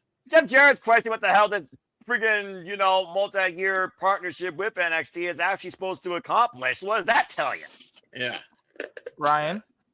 In the Jarrett's defense, Jerry's accountant screwed them. Fudged numbers. That's fair, too. The whole reason why they were in bed with Dixie's parents to begin with. So, yeah. Make sure you can trust your lawyer, everybody. That's true. Since we're still on the TNA stuff. This incredible TNA conversation, by the way. Riveting. Most anyone has ever talked about it. Yeah, I hear my wife. Also probably accurate. Damn. I hear every time I say TNA, I hear my wife from the other room. Tits and ass. Oh, does she really? Oh no. She is. Well, that was problem number one because it was named TNA Wrestling. I mean, and Vince Russo came up with that genius plan. Because we're talking about this, and I want to, again, I think it was up there, and I want to address the TV deal rumors. So I think there were three? Weren't there three rumored places? It was FS Fox, FS1, A&E, and there was one more. Sci-Fi, I think it was. Yeah, Sci-Fi. What are those three? For SmackDown. It was. It might not be Sci-Fi. It might be somewhere else. But regardless, there were three. What was the one thing? If you looked at all of those, what's the one thing that each three have in common? They were all in bed with WWE. Oh yeah, that's true. And Fox dropped SmackDown. So what does that tell you? There you go. Well, So regardless, a WWE partner or TV, whatever you want to call them, if they do get a TV deal, that's who's giving them a TV deal. It's not like they went out on their own and said, you know what, we're gonna do this on our own. We don't need help getting a TV deal. They're getting places that WWE have already been or have in or were with to help them. What does that tell you? Like, they can't do it on exactly that. And anyone will tell you that WWE owns the world, and TNA is lucky to still be alive. The company, the little engine that could, might literally be on its last legs before an upgrade that I never wanted. But the jury is out on that. I love the fact that this really extended from who could we see possibly from TNA winning an NXT championship and went into contract deals outside Carlos Silva and the TKO board of directors. The bottom line, though, is this. Summerverse is going to have a lasting impact on TNA's future, and whether or not it's for the better, the jury is out, considering we're dealing with a fatal influence and a trick. So that is just a horrible combination, in my opinion. And that being said, while we talked about Hulk Hogan, who will forever be immortal, great conversation overall. When we return from this last commercial break, whether or not other friends of the Shenanigans join us, we are going to honor two legacies of two passings. As our main event is ahead, stay tuned. We hop aboard the crazy train. What you going to do, brothers and sisters, as we talk about Ozzy Osbourne and Hulk Hogan after this. And now for a taste of things to come.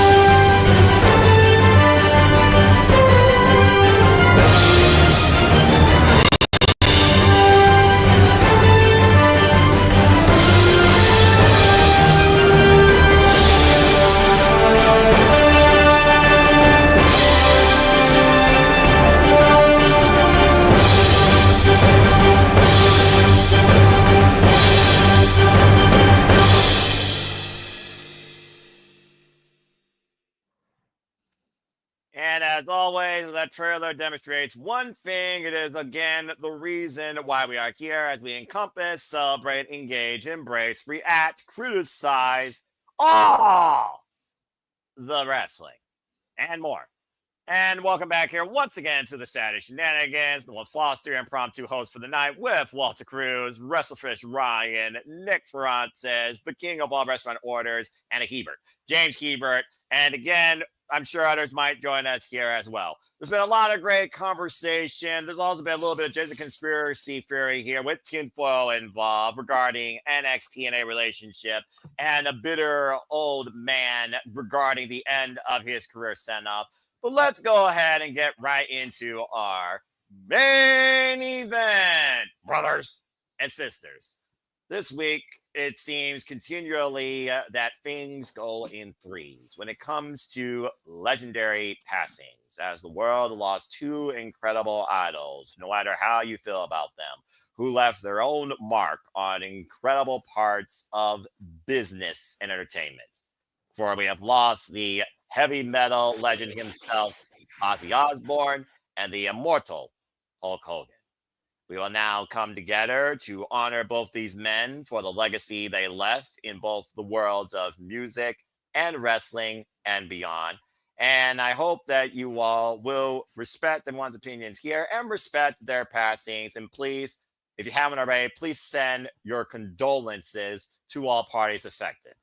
Let's go around the horn and get y'all's thoughts on these incredible two men's legacies they left on your life as fans of either music or wrestling. Before we close this very unique edition of the Shenanigans out, we will start with Ryan this time, and we will start with the man that put us all on the crazy train and sent us into war with Black Sabbath, and of course left us with countless smashing hits as part of the Smashing Pumpkins. Ryan, what's your thoughts on Ozzy Osbourne's impact on your life as a fan of music and or wrestling and beyond? Go ahead. So, I have a very wide taste of music that I listen to. But Ozzy, he is the pillar of all of it. He's the foundation. He's the earth. I'm going to use this a lot. He's the earth in which the foundation of my music taste was built upon, right? He is the most influential person in metal, hard rock, depending on your, however you define it, right? Musical interpretation's different, lyrical interpretation's different from person to person. Art is subjective, right? Ozzy Osbourne contributed more than anyone, in my opinion. And he didn't even have to try, you know, genuinely speaking. Ozzy, soundtrack to my childhood. He's my father's favorite. He had went to many Black Sabbath concerts, Ozzy concerts, many family road trips, vacations, backed by the vocals of Sabbath and Ozzy, and bands in which he inspired, right? Now, me personally, right, I'm a Dio guy, right? But I don't get Dio without Ozzy, right? No. So, all things considered, it's been a rough week. It extracted a very heavy toll. I have yet to actually watch the last concert. I had mixed feelings about that going into it, you know, all things considered. And he passed 3 weeks later, you know.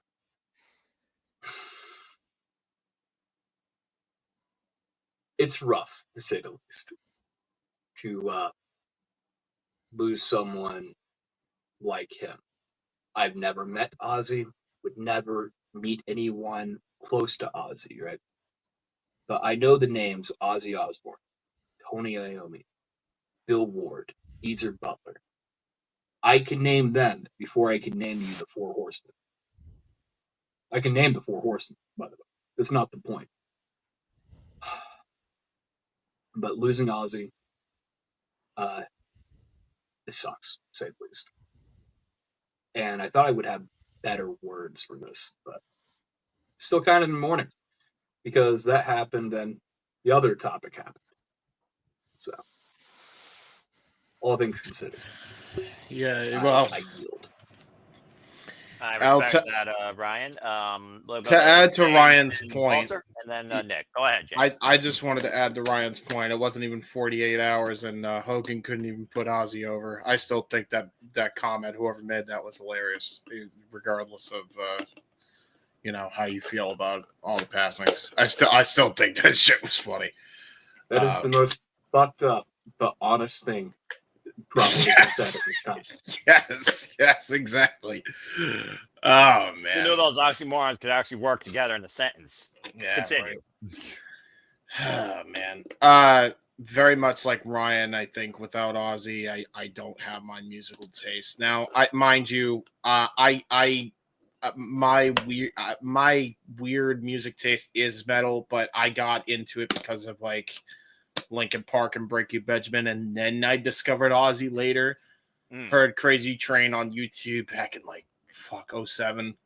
Who hasn't heard Crazy Train when you heard Ozzy Osbourne's name? Yeah, like the three musics that you would hear all over YouTube would be like Linkin Park, Breaking Benjamin, and Ozzy Osbourne, and specifically Crazy Train, Diary of Jane, and either Crawling or Numb, or fucking. Although In he the did Habit. perform I Don't Want to Stop, talking about his fandom in WWE and, of course, the impact on the likes of Triple H. In 2007, he performed I Don't Want to Stop. He was even a guest host of Monday Night Raw at one point. I still remember he said, "By the money, bro," when Yeah. it came to Chris Masters and their version of WWE's Got Talent. Holy 2009.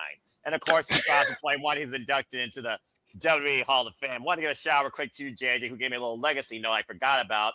WrestleMania 2, he, of course, was with Captain Lou Albano, who managed the British Bulldogs as they defeated Brutus Beefcake, and Greg Valentine for the WWE Tag Team Championships. I completely forgot about that, but please continue. Yeah, you're right.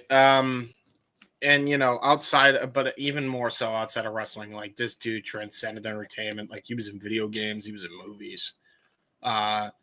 One video game that is probably my favorite is the one where it was like metal. It was metal inspired, and he was like the head. He and Lenny were like the main guys in that, like the main side characters in that, which I thought was really cool. I think the main character was voiced by Jack Black, which is funny.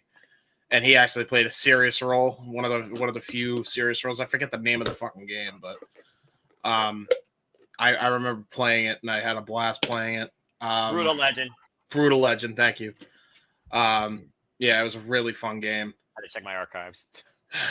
So yeah, man, like this dude was a transcending icon in the world of rock and roll. There's not going to be another person like him. I did see, through all intents and purposes, he insisted. He said, if I'm going to go out, I'm going to go out on my fucking shield. And I'm going to do what I love one last time, even if it ultimately kills me, which from all intents and purposes, it did. Because he said he stopped taking medications. He stopped taking all the stuff for his Parkinson's disease just to be able to sing properly one last time. Because with those medications, he wasn't going to be able to. So for him to fucking pull that off, man, there's not going to be another person like that. That takes fucking balls, bro. Like that takes balls. Legitimately, like I can't think of another person who knew the ramifications of what they would do there and still wanted to do it anyway. And leave like one last hurrah. Like talk about going out with a fucking bang, by the way. And by the way, that concert, I seen a little bit of it. That's right up there with one of Queen's last performances and Freddie Mercury going fucking nuts at the Live Aid show. It's right up there, honestly, as one of the best final performances of all time, and I encourage people go out of your way to either watch clips of it or find the full concert on anywhere, because like knowing that now, it's a fucking breathtaking performance. He's sitting in his chair the whole time because he can't walk because of his Parkinson's, and he's singing like he hadn't lost a fucking beat. It is like unfucking believable, like how ballsy Ozzy was. I can't in a really ironic and twisted way. I can't think of anything more rock and roll than what he fucking did there. You know. That's fair enough. Yeah, rest in peace, Ozzy. I yield myself. I just thought that was worth mentioning. So, well, if anyone knew what he was about, it was.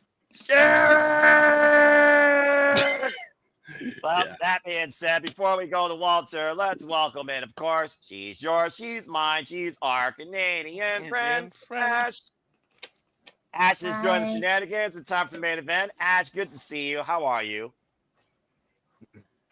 As it gets your audio. There, audio. Hi, Ash. Can you hear us? Ash is the only one that has her own theme song. Well, again, it just seems like it works for her. It does. Gotta get her. She gets her stuff together here. That's a great freeze frame. Well, Jesus. There we go. Hello, Ash. Can you hear us? Hold on. This is turn to the Verizon commercial. Can you hear me now? Oh, good grief. Can you hear me now? She's just, yep. It's frozen. It's our Canadian internet.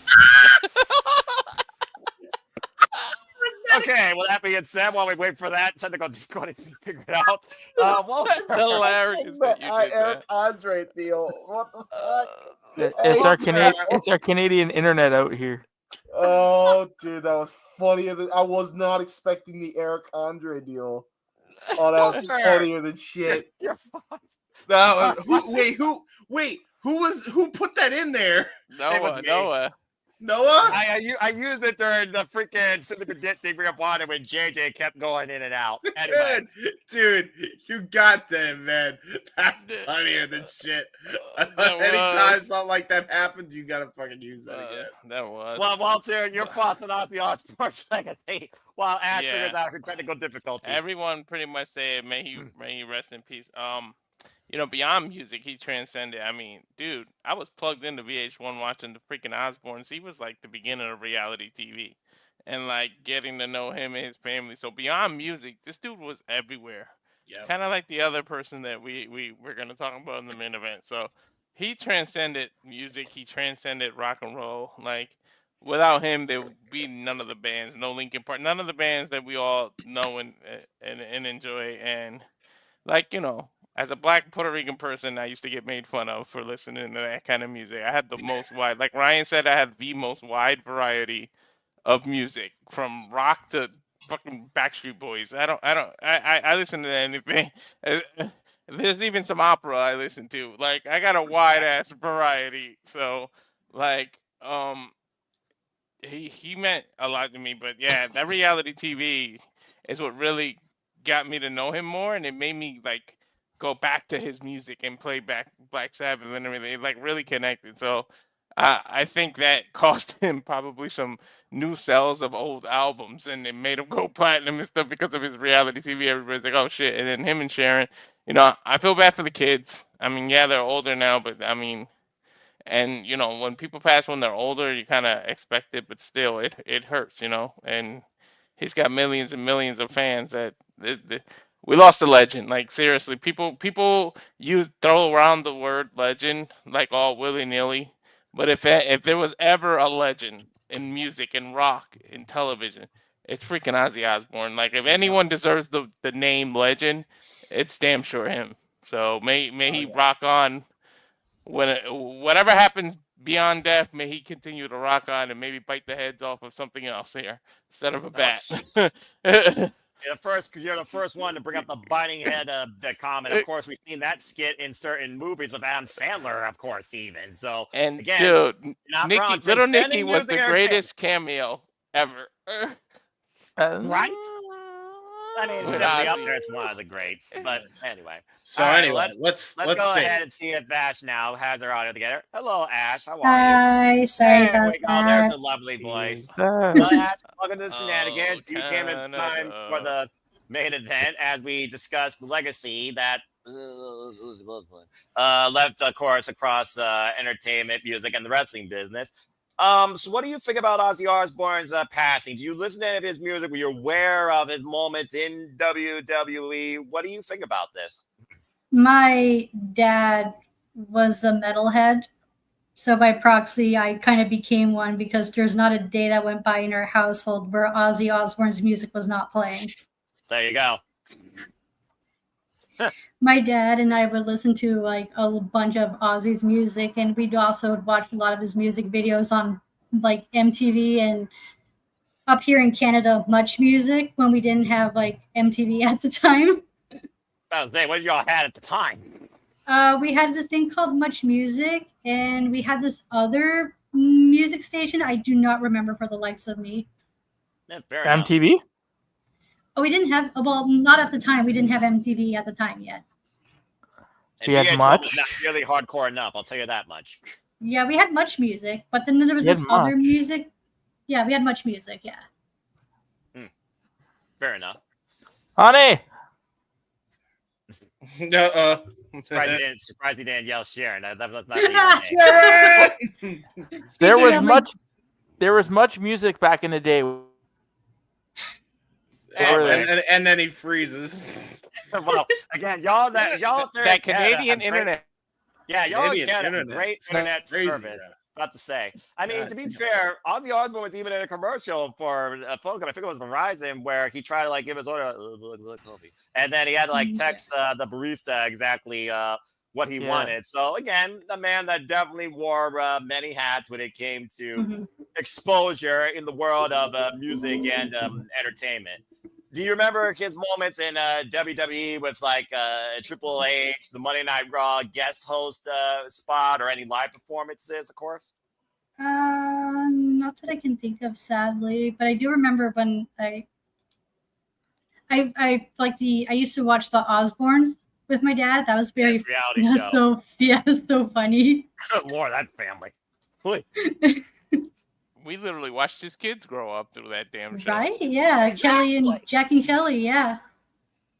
And again, regardless what those kids might think of their father and how old they are, you still literally lost somebody that brought you into this world, and it has to affect you in some way. Especially if you don't have a chance to make peace with them. If you ever held any, transgressions against them, it's one of those things where you don't want to leave this world with anything you haven't gotten settled.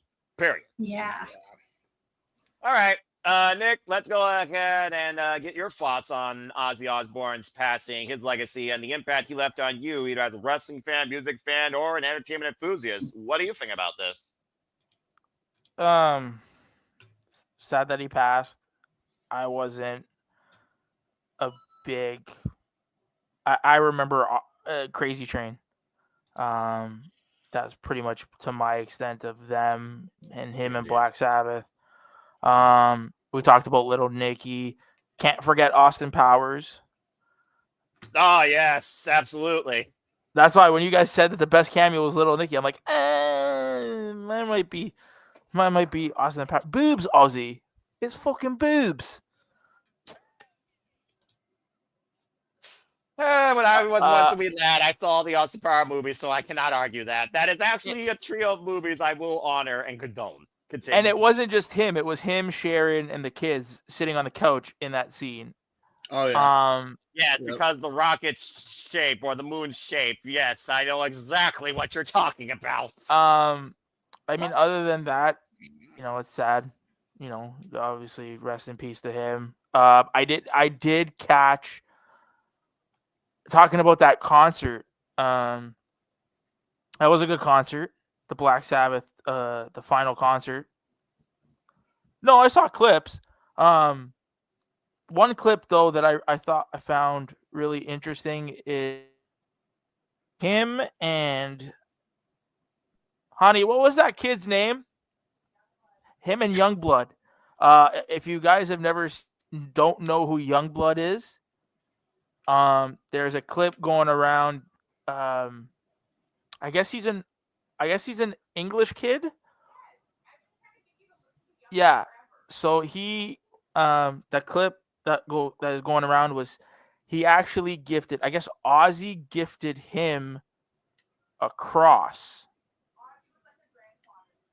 So Ozzy was like a grandfather to him, and he gifted. There's a scene going around at the concert. Before the concert, Youngblood gave Ozzy the exact same cross. He had one made. Very sweet clip. He's thanking Ozzy. You see Ozzy's in his chair. Ozzy's like, yo. He's like, no, it was in his wheelchair. He was in his wheelchair. But regardless, like Ozzy was telling this kid, like, thank you for everything. Ozzy was thanking this young kid. Like, and the young kid's like, no. Thank you for everything you've done for me. And Ozzy's just like, go conquer the world. And he's like, yeah, I'm going to go fuck shit up. He's like, go to America, conquer America. Just like but if you Adam Lambert, because or James was saying about Queen, I saw Adam Lambert with Queen live, and I was like, yo, he could hit octaves, maybe not on to par of Freddie Mercury, but he was there, right? And he had that look. Adam Lambert has that look to him. So like you can see that like Adam Lambert could definitely be that guy to take over the throne for Fred. The same way with this Youngblood kid. Like I said, if you heard my wife, I'm gonna listen to one of this Youngblood song. But if you look at this kid, that's the next king of rock right there. I do wonder though, how many Ozzy Osbourne cosplayers are gonna come out of the shadows now before October? Hold on.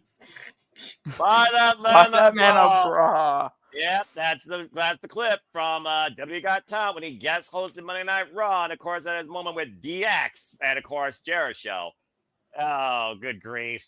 Classic. The guest host era of Monday Night Raw was not all that bad considering who you got. Ozzy Osbourne, Bob Barker, just saying. And then there's a picture right there to illustrate Nick's point. Well, so that's Youngblood right there. There you go. Good shit. Well, again, Ozzy Osbourne, rock on eternally. All right. Well, that being said, that wasn't the only passing this week that left a lasting impact on all of us, brother and sister. Let's go ahead and talk about another one that is now immortal, truly immortal. Hulk Hogan. Regardless what Terrence did in his later half of life, no one here who understands the wrestling business as we know it cannot say that Hulk Hogan did not have some sort of impact on them in where we're at now. Again, I talked about verbatim one time when we honored Hulkamania with the biggest Hulkamaniac we know, Jeff motherfucking Meacham, where if it wasn't for Hulk Hogan, I would not know New Japan as I know it because he and Antonio Inoki were once the freaking tag team champions. Without him, there would not be a G1 climax. I'm just saying. Hulk Hogan transcended not only Americano, he transcended the squared circle globally before anyone else even knew what that meant. But finally passed away due to cardiac arrest. So let's go ahead and get y'all's thoughts on the legacy that was the immortal Hulk Hogan. James, I will start with you. What do you think of the fact of Hulk Hogan's passing, regardless of his recent life choices he may have verbally spoke, didn't burn anybody, folks, verbally spoke, and maybe be chastised for life, but prior to that, his lasting impact for you as a wrestling fan? All right. So if y'all know what I've dealt with, after this, I'm going to take my leave because this is the one thing I wasn't looking forward to for obvious reasons. If you know what the fuck has gone on, everybody in the bottom row knows. Look, I'm going to say this. However you feel about Hulk Hogan passing, it is okay. If you feel mournful because this was a childhood hero, it is okay to feel that way. If you are happy and elated because of the comments he made and how disrespectful he was to a certain group of people, that is understandable and okay. I say that because Maven Huffman said that himself. So I see to what he said there. And I'm going to leave that aspect of it at that. I'm going to give you a few different Hogan memories that I have because I genuinely loved the Hollywood Hogan there's and I'd say that run probably ended right around 2003. So there's a lot of memories I have that I'll go over, but I also have memories outside of that era as well of Hogan that I'll definitely give. So this is what I'm going to do. Yellow killer flower. Yeah. Everything that you said is accurate, Noah, so I don't need to kind of go over the history of Hulkmania, Hulk Hogan, and the impact on the business. No, Jeff, I'm sure, will do that on Monday. Yes, for Jeff exactly. Talk so Hulk Hogan, folks. My thing is I'm going to give you my favorite moments, my favorite lie, because I still think it's funny, some of the lies he told, and my favorite matches. Okay, and this is going to be scattered across the fucking board since I'm going to be leaving anyway, and I'll be seeing myself off after this. Firstly, my favorite moments of Hogan.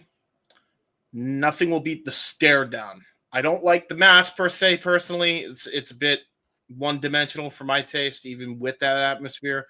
But that moment, you will never take that away. Holy shit, was that crowd electric, and that stare down between him and The Rock was fantastic, right? WrestleMania. Yep, WrestleMania 18. Toronto Sky Dome. Hi, Ash. Hi, Nick. So there you go. Really loved that. Another Canadian moment where Hogan goes on to a SmackDown and he can't get a word out because they will not stop cheering him. Like they shortened it on the TV broadcast, but they said that shit went on for like 15 minutes. For someone that was a real American, he might as well have been the most popular Canadian. Yeah, it was ridiculous. Like to bite your tongue. Yeah, to the point it brought Hogan to fucking tears, which is nuts, right? And I still kind of go back to that moment, even though, man, it's kind of ironic now, after everything that happened, but it's still all-timer like crowd ovation, especially for wrestling standards. So that moment rings up there. His first promo was the Hollywood Hogan NWO. With according to Nash and Hall, they had to reshoot like 50 million times because he kept saying, "Brother, dude, Jack, take your vitamin, say prayers." So they had to have him. He's like, "Brother, you gotta be a heel. You can't do this shtick. It's not gonna get over." But whatever take they did have, damn, did he look like a bastard, right? So really well done there. And then I think my all-time favorite moment is when he comes down to Voodoo Child one last time at Mania 19. And that's gonna be apropos for my match listing. My favorite Hogan lie is when he said he partied with Elvis after winning a title. All right. If y'all know when Elvis passed and when Hogan won the title, that they don't line up. So there you go. That's at least one of the more lighthearted lies in a way. So I can't get mad at them too much for that. But that's my all-time favorite lie because of the absurdity of it. And here I thought you were going to go with the Mr. America gimmick. Oh, no, that was a pretty fun lie too. But go ahead, Ryan. He might have partied with Elvis. Hear me out. He might have. Who says he was sober? Like you know how many Elvis impersonators there are? That's fair. You know how many people swear to God Elvis isn't dead? Mushrooms are a hell of a Okay. drug. Accurate. Where's the tinfoil, Nick? Where's the tinfoil? I mean, listen. You know what though? It's either he partied with an Elvis impersonator, or you know what? There is one instance where he could have partied with Elvis during his rock career, but I don't think Hogan at that point was big enough where he would have. You guys gotta remember the '80s in WWF. Everybody and their mother was on cocaine. He could have This is partied true. with Elvis. In his head, maybe. In his head. Anyway, that's neither here nor there. I still think that lie is absurd. It's funny. My favorite all-time matches, and this is going to surprise a lot of people because I got a work rate match, I got a favorite TV match, and then I got a favorite, I got a favorite Nitro match, and I got a favorite WrestleMania match. Ooh. Which is sports entertainment match. I guess you could label that under that category. Work rate match, his match with the Great Muta. Yes. Fucking fantastic. Anybody that wants to say Hogan could never wrestle, he just chose not to. Because look at that fucking even if he hated it, match was stellar. Probably his New best. Japan run. Yep, that was his That's New right. Japan run. Yep. So I really like that. Probably his best match at his New Japan run, if I'm being quite honest. I even like that better over Inoki. I know. I'm gone anyway, JJ. Relax. So yeah, I like that one. I like typical James. I like the DDP match from Nitro. I thought that match is very underrated. That television match is really good. I told Noah to have the Jeopardy music on standby. Yeah, no, don't give me any ideas. All right, I can add more stuff in here. I love the Un-Americans match on a SmackDown 2002 between it was Hulk Hogan and The Rock taking on the Un-Americans for the World Tag Titles, which I think is supremely underrated. And I think now, thanks to Deadlock Pro doing a podcast on that episode, I don't think that nearly gets enough love as it does. And last but certainly not least, my favorite match, which is ironic because it involved two people that are not exactly savory, especially one, Hogan and Vince. I still think that match rules. I still think they killed each other. I think it worked for that Mania, and that is honestly one of my favorite Manias of all time. And the real blemish, the only blemish on that Mania, personally for me, was, well, Booker and not winning the title. So that's all I have for y'all. Okay. I said, and the reason why I'm going as long as I said that other than this show, don't bother me with fucking Hulk Hogan again. I never want to have a discussion on Hulk Hogan again. And again, if you've been in the spaces, you know why. But out of respect for him, even though he had his flaws and he did his mistakes, rest in peace, Hulkster. Thank you for everything you did that was positive to the wrestling business and for getting us to this point. Because quite honestly, without Hogan and the way they went about presenting Hogan, we don't get wrestling as we see it today. And a lot of the stuff that we have today does not happen. So thank you, Hulkster. Rest in peace. I'm gone. I'll see you on the Jay Hebert side. Take care, everyone. All right, then. And again, folks, you can follow James Hebert at the following: Jay Hebert Side 95 on the X, Jay Hebert Side on YouTube. I do really cool and dumb things on the internet. Carry on with the plug. That is also accurate, and he also games and rages. So follow his work with the collective playing Super Mario clips, then go look at the complete series if you can, and go look at his documentary for, again, the greatest coach you never heard of, Gifts from God, The Presence of Greatness, the story of Gary Hebert. Appreciate you, James. All right, is he gone? number 5. Okay, well, that being said, what you going to do following that? Walter, let's go to you. Again, you were pretty brief with the Ozzy Osbourne. Let's see what you can do when you dive or deliver the leg drop when it comes to discussing Hulk Hogan's legacy on you as a fan, but also on the business. What would you like to say regarding his passing and his lasting impact? I said it earlier about the word legacy or legend with Ozzy. WWE likes to call their wrestlers superstars. You can at me all you want. There's no bigger definition of that word than Hulk Hogan. He literally was the first to if they started calling people superstars back then, he would be the first because he transcended everything the wrestling was about. If you take a look at WrestleMania, the dude had Mr. T as his teammate. The dude has been involved in Rocky movies. And I don't give a damn. You can talk shit about his acting career. There's some bad, good movies. Like, he's been in Suburban Commando. He's been in some bad movies that you don't want to admit to watch, but I freaking watched 100 times. Suburban Commandos is one of the goofiest shit to watch ever. So Hulk Hogan really is a superstar. He had the damn beach show that was like, Timu's version of freaking Baywatch. I don't know why I can't think of the name of the show off the top of my head right now, but Hogan was a real superstar, and he was in acting before he switched to WCW. And he came back and revitalized his career. I don't care, as a black Puerto Rican person, I forget what his Terry Bollea did. You can't put anything from what Thunder in Paradise. Thank you. Yeah, I was literally about to say it, but I didn't want to interrupt you. Thank you, JJ. No, yeah, but I used to watch that right before Nitro. They made it come on before Nitro a few times, or at least a rerun. So I used to watch that. But yeah, no bigger superstar than the man Hulk Hogan. And in my opinion, this is my opinion, everything's subjective. The man owns the greatest heel turn in the history of this industry.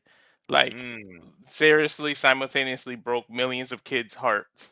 When he was the Say Your Prayer, yellow and red, eat your vitamins, even though the kind of vitamins he was taking, you don't want kids doing. But, not here nor there, but continue. Yeah. But when he went to the Hollywood, I mean, the amount of shit that was thrown into that ring and the amount of soda, beer, everything that hit those three men while they were in the ring, you can't execute. That's chef's kiss. You can't execute a bigger heel turn. I know Cena, everybody loves it and everything, but Hogan literally, it's just my opinion, has the greatest heel turn ever. He defines what a superstar really is. He transcends everything. I mean, the only blemish in terms of wrestling might be the TNA portion of his career, but other than that, he made an impact. No pun intended, because I just mentioned TNA. Everywhere he went, like, literally, and it's sad, and he will be missed. Like, I don't care, personal feelings aside, that man is somebody's father. The man is somebody's husband, and the people that celebrate his death, like, that's really some below the dirt types things. Like, no one should be celebrating anyone's death. Like, the man has a wife, the man has kids, regardless of his strained relationship with his daughter and everything. And rumor has it he tried to make amends before he passed. It's almost like he knew he was on his way out. He tried to amend with Brooke. I don't know the results of that. I don't know what happened, but people are in mourning. May Hulk Hogan rest in peace, brother. And we have seen the man drop his final leg drop. I mean, the man was in pain. Like, if you follow his career, the man had a lot of health issues. So, I mean, maybe he's in a better place, maybe not. I don't know. I don't know what people believe in that afterlife, but brother, rest in peace. I have nothing more to say. Like, I just wish people stop being so goddamn negative and celebrating people's death. That's horrible. And unfortunately, it's the world that we live in, where people lose sight on the value of humanity and lack a will to show, even for one iota, a brief moment of humility. But well said, Walter. And to be fair about the TNA run, it was the first clip and the first time that TNA did hit an all-time high ever. I would say The good thing, it brought Joker Sting, and I fucking love Joker Sting. I do so. agree about that as well. That was the best Sting ever. Nervous because you should be. I loved that saga. The Bound for Glory match, it was what it was, but I also do love his rockin' version of that theme he also came out with in TNA all the time as well. All right. Well, that being said, let's go ahead and move on and get some other thoughts regarding the legacy of the immortal Hulk Hogan. Nick, what do you guys say regarding Hulk Hogan's lasting impact and legacy on the wrestling business, and how did he affect you as a fan? Hulk Hogan was before my time. So I hope I don't. No, that's justified. If you again, I hope. I don't want to say I don't care because that's not what I'm trying to say. But I will say he was not my era, so I don't have that attachment to him. Probably do. All I can say is rest in peace, right? Because it's what a normal human being would do. Right. I think after this,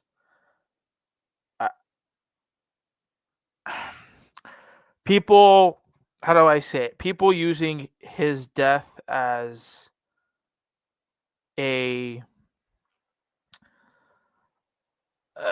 as fuel to some other agenda that you might have, I think is shitty. For example, you hear the people clamoring and bitching, oh, why didn't AEW put up a picture? Why didn't they do it?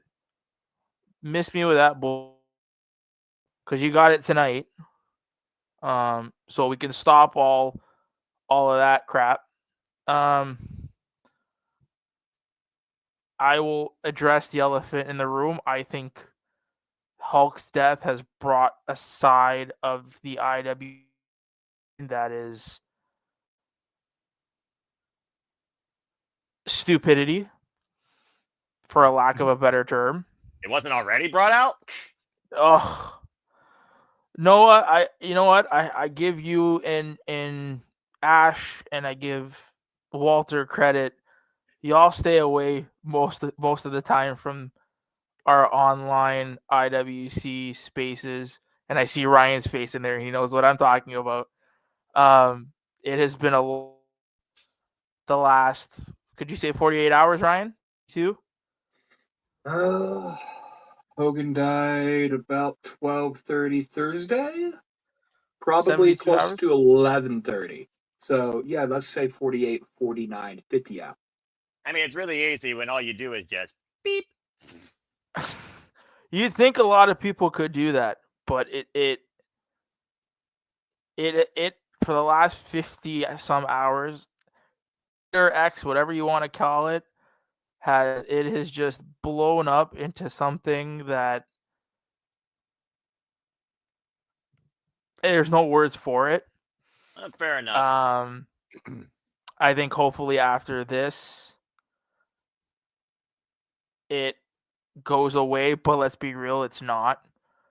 So there's always going to be something next. But at the end of the day, rest in peace, Hulk Hogan. Despite what you think of Terry Bollea, it's like you guys said, a man died. Let's just let's just mourn his death, right? That's it. That's all there is to it. Yeah. I mean, even if you don't know the person, you still recognize the name. You recognize the impact he had on you in even the smallest capacity, whether it was wrestling or the world of entertainment or even infomercials for that matter. I mean, hell, I learned about it from, get this, my mother from my sister who texted my mom back when my mom and my sister were wrestling fans of the Hulkster. They were wrestling fans before I was even conceived. It was my mother and my sister that got me onto the WWF in the first place, and Hulk Hogan wasn't the first name I thought of when I was a freaking fan. I thought of Bret the Hitman Hart and Shawn Michaels, but then Hulk Hogan came into play, and I understood what they meant. I mean, again, how many legacy moments did he have? But again, it's all about hindsight, looking at the wrestler, separating the character from the person, or looking more at the person versus the wrestler, looking at who you're more related to versus who you got more exposed to due to the internet. That's just kind of the way I look at things. And again, I don't have notifications. I don't scroll. So again, protect your mentality, touch grass, not what you freaking produce, and freaking get a life. Anyway, exactly. Ash, what do you have to say regarding Hulk Hogan's passing? Were you ever a Hulkster? Anyone in your family was a Hulkster? You have any like legendary, immortal moments? We talked about New Japan, for example. You and I, of course, being New Japan founded. I mean, he was one of the very few people, non-Japanese, a Westerner, that freaking competed in the Tokyo Dome, for Pete's sake. Yeah, then won the G1 tournament before it was called the G1. Exactly. So I know about Hulk Hogan's New Japan run, but I haven't. Stop me if you've heard this before. Checked it out yet? That's fine. It's in the legacies. Continue. Yeah, the amount of matches I have yet to see is alarming and astounding. Listen. Say what you will. Say what you will about Hulk Hogan. Everyone has their feelings towards him, and they're all valid. They're entitled to their opinion. Yeah. I am not a fan of Hulk Hogan. Hulk Hogan was a bit before my time. But with that being said, I understand his importance in professional wrestling, his influence in getting it mainstream, and the impact he has on fans and some of the people within the industry as well. Mm-hmm. And I understand like how people feel about Hulk Hogan, because he's one of those people where it's hard to separate the character from the person playing the character, especially when the person who played the character had a hard time separating himself from the character as well. Now, even though Hulk Hogan's before my time, I still have like some memories of Hogan. Like the entire build-up to WrestleMania 18 was some crazy ass shit. And okay. So here's something funny. For the longest time, I thought Hulk Hogan and The Rock what main evented WrestleMania 18. Didn't it? No, it was Jericho and Triple H that did.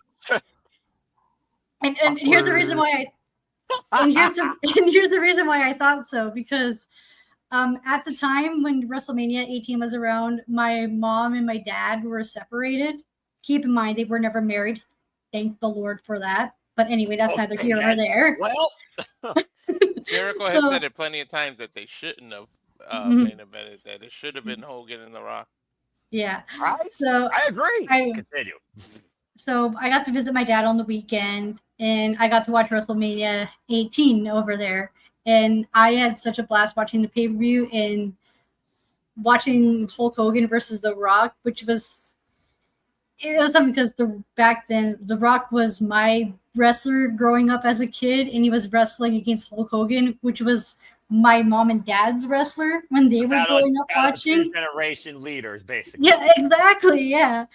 And then I'm sitting there going through the match, and right as the match was over, my dad gets a call from my mom telling me that I have to be dropped off home. Oh my. God damn it.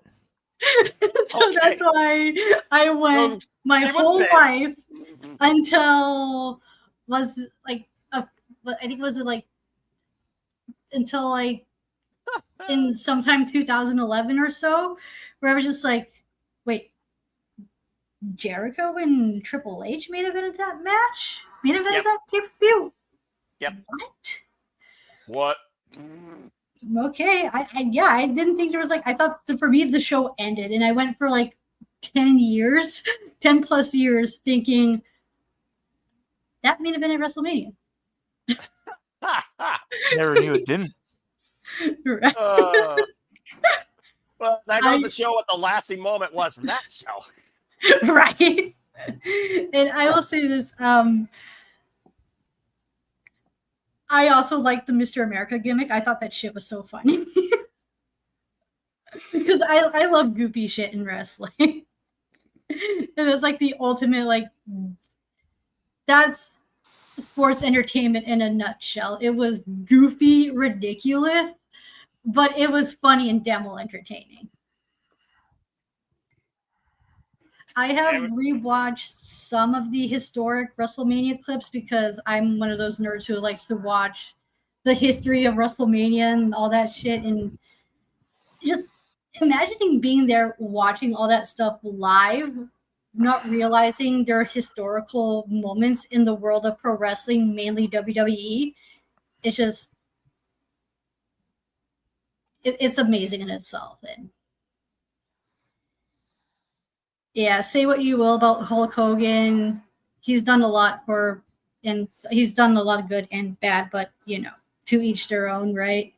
Even though some people may find him unforgivable, while others have, and you're entitled to that as well. But all I can say is,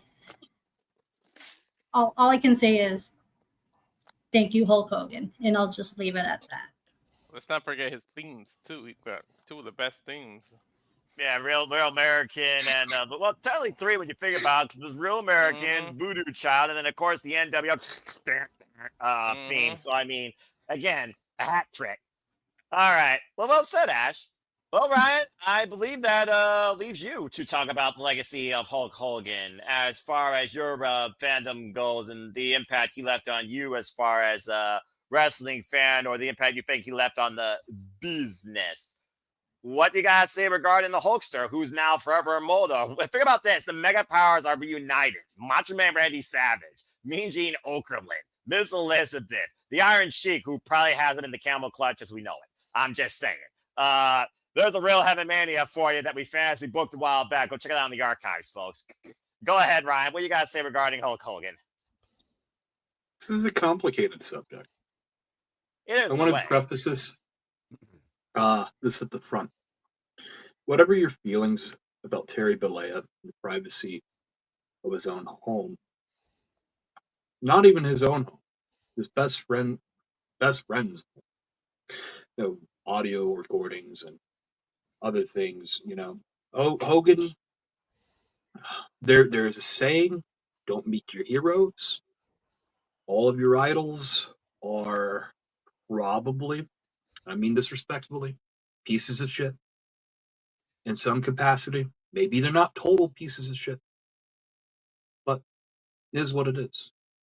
I'm not going to sit here and try to be the morality police and tell people how to feel and how not to feel. If you want to dance in his grave, be my guest. If you want to celebrate his life, be my guest. I'm not the person to tell you what to do. But tonight, we honor Hulk Hogan. The character, the legend. There's not a single man, at least for the WWF, the WWE, other than maybe Vince McMahon, who's done more for that industry. And I do preface that industry. Okay? I was called a liar today because I said Hulkamania started in the AWA. I have a broadcast from a news recording from 1983, probably, right? Where Hulk Hogan is being interviewed over the feud in Japan. Mr. Saito was the guy in which he was fighting, right? So, anyways, point is, Hulk Hogan effectively launched New Japan Pro Wrestling. Basically, yeah. Made the WWF what it is. And people can say, well, Randy, you could put Savage in that spot. Wait a couple years, could add Warrior in that spot. No, we had Hulk Hogan. Hulk Hogan built WWF. Hulk Hogan built WWE. All the lights, glamour, it is what it is. And it's off the success of Hulk Hogan. Okay? He was running that gimmick. Success of Rocky III, mainstream appeal. Thunder Lips. Big value. All right. I don't think a lot of other wrestlers probably could have did that justice the same vein. You know, who knows what Randy Savage's Thunderlips would have looked like? You know? Who knows? But according to Stallone, Hulk Hogan was the guy. He reinvented the wheel twice. Okay? Not a lot of people get to say that. Not a lot of people get to say that they are undisputed the greatest wrestler in 2 generations. And whether or not you want to sit there and say, well, Steve Austin was the face of the 90s for like 2 years, 3 tops. It's Hogan.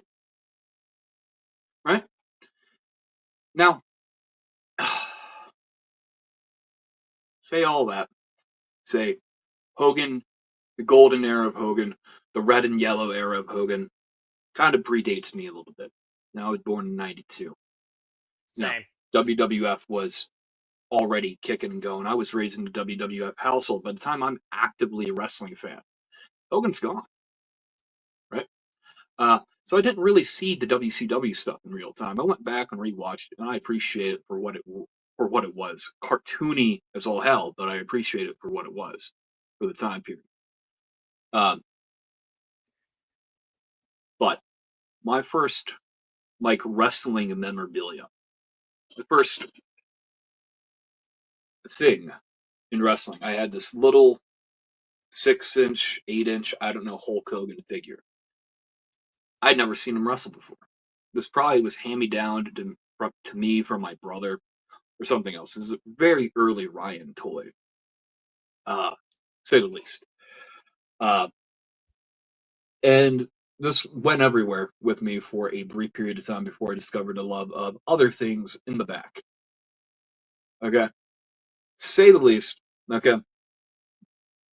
When I was a young boy watching wrestling, watching the end of the Invasion angle as we entered No Way Out in 2002, and the NWO is walking out.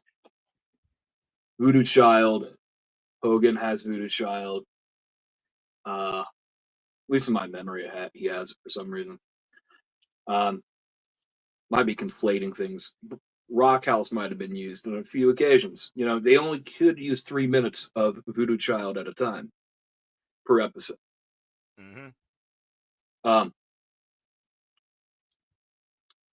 I got to at least experience the New World Order in some capacity. I got to at least experience Hulk Hogan in some capacity. The face turn, the double turn at 18, basically. Greatest wrestling match of all time. One can make an argument. Like, you want feeling, you want emotion. That match, from a pure emotional standpoint, that crowd ate it alive. There's not a lot else I could say about 18 specifically. But his face turn, when he transitions back to the red and yellow. Here's a fun little statistic, everybody. Hulk Hogan is the last WWF champion on the last WWF broadcast.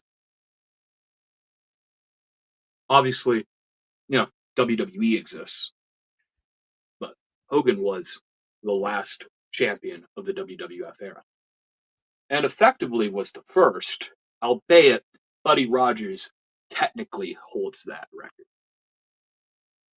in terms of the banner World Wrestling Federation. Either way, you have TNA Impact years later. One blemish, one really big blemish, but for a man who reinvented the wheel twice, and considering TNA had a lot of issues before Hulk got there, this is also. I'm not sure what you blame Hulk for. Not you specifically, anyone in here, or anyone who might be listening. TNA will TNA. That's the bit. That's the meme. Hulk Hogan, all things considered, I don't think there's another man quite as impactful, save maybe Vince McMahon. Without Hulk Hogan, WWF, much like Jim Crockett Promotions, it would have just been a nationally televised regional territory show.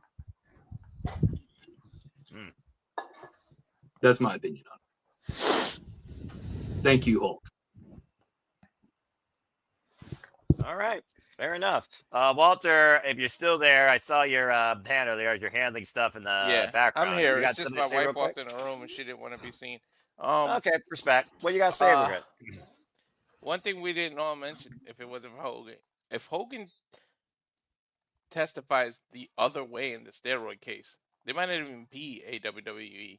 WWF would have probably collapsed when Vince had to take on the federal government for the steroid case. Hulk Hogan testified that although he admitted he took steroids, he said they weren't given to him by Vince. And Vince got off and WWF got to continue. Had he testified the other way, there would be no WWE. This wrestling industry would not even exist the way it is. So Hogan impact there alone, none of this would happen and none of us would be on YouTube discussing wrestling because I don't think it would exist anymore.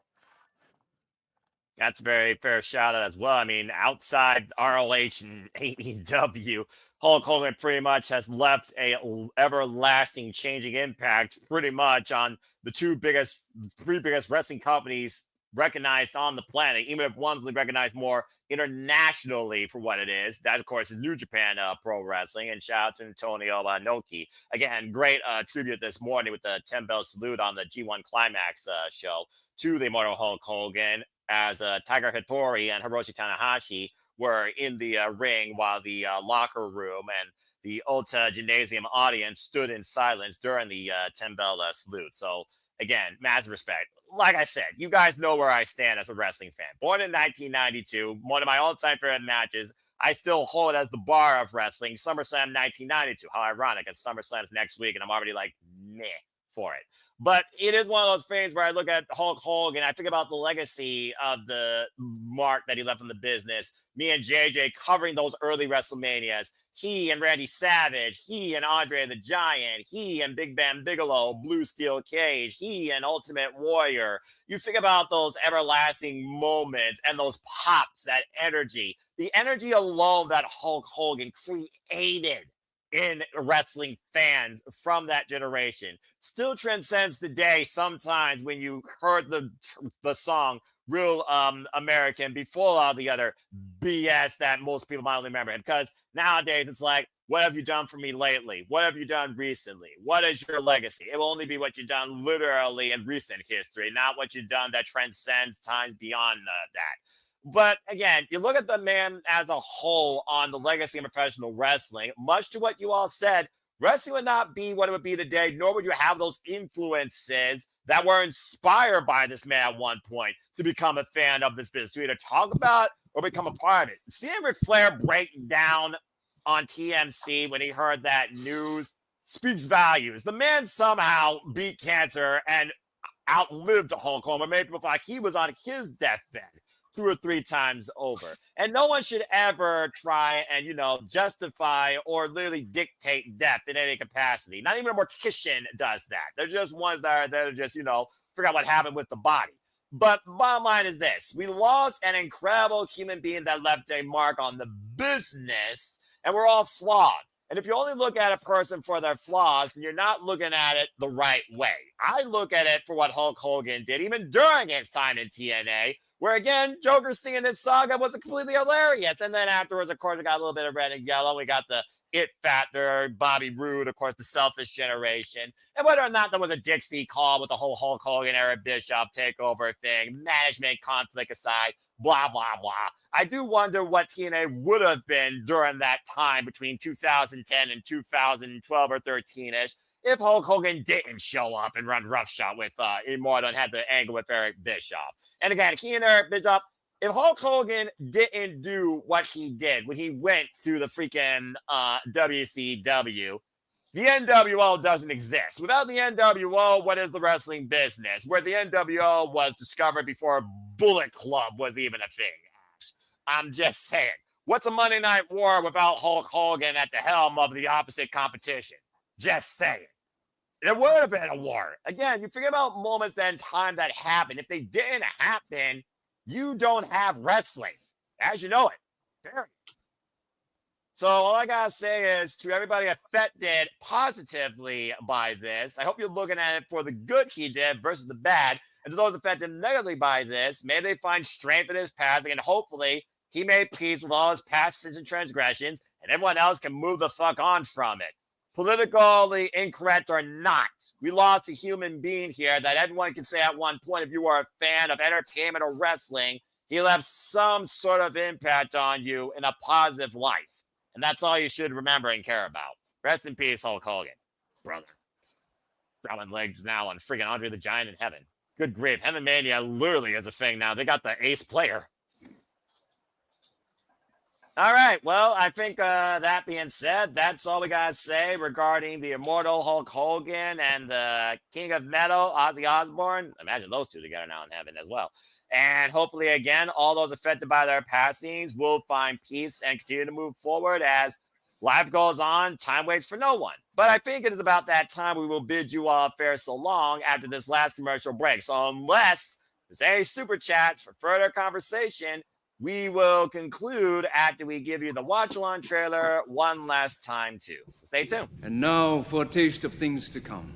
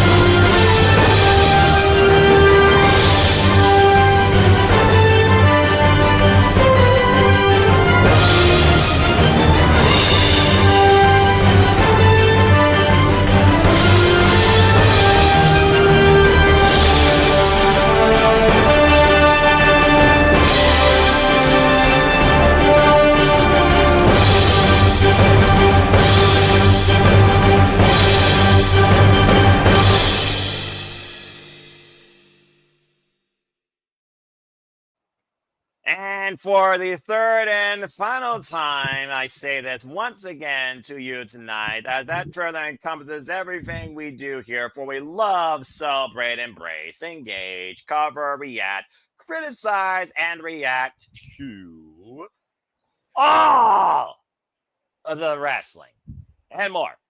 And welcome back here once again to the Saturday Shenanigans. Of course, I am the host tonight, Noah Foster, with Walter, Nick, our Canadian friend Ash, and Ryan. Shout out to the Keybird, James Keybird, who, of course, left us early.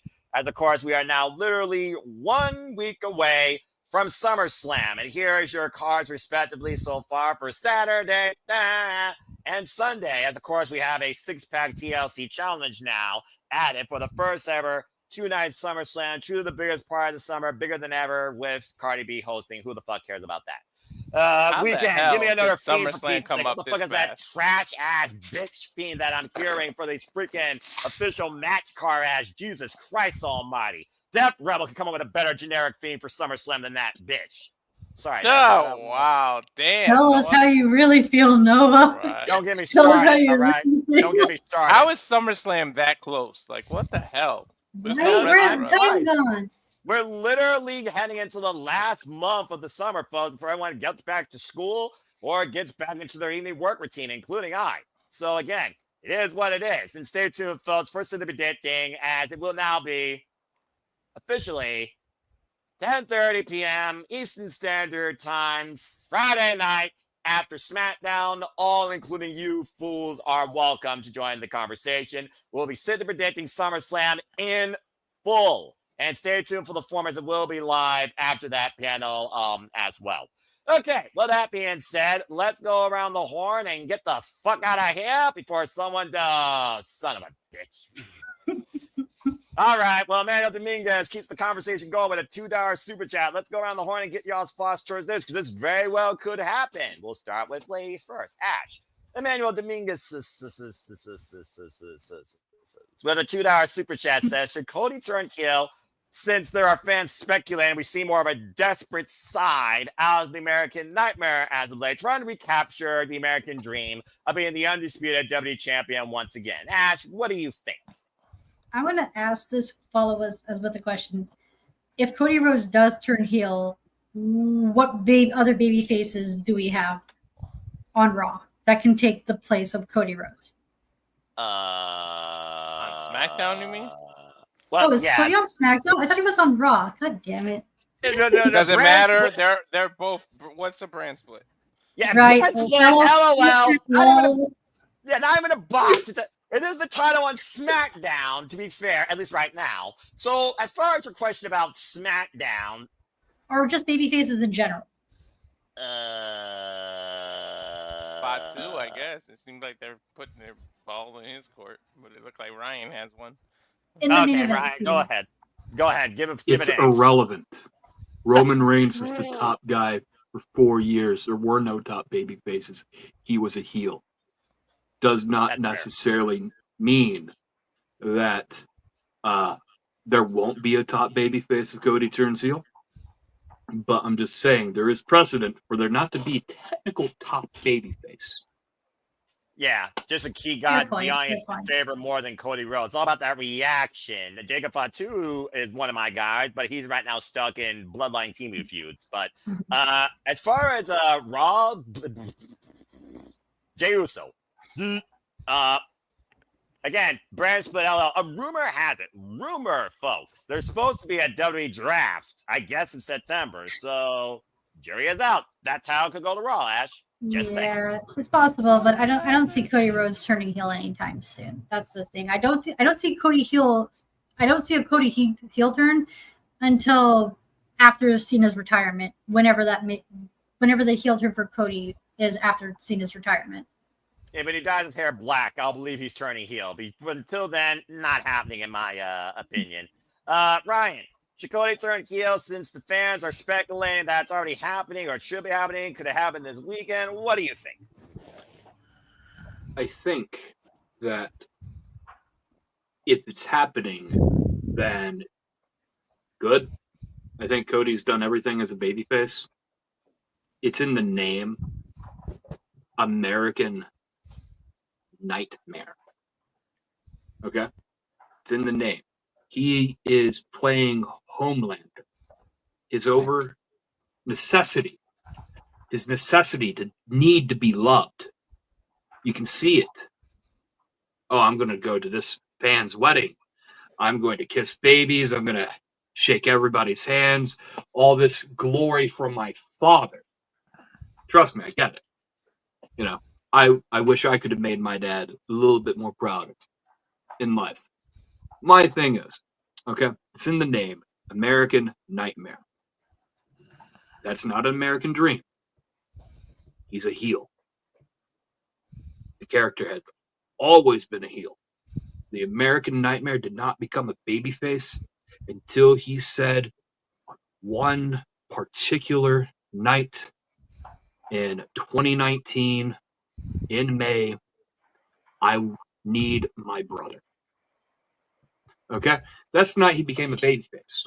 It's just been a constant train of either successful or failed babyface runs with various different challengers. I see the cracks.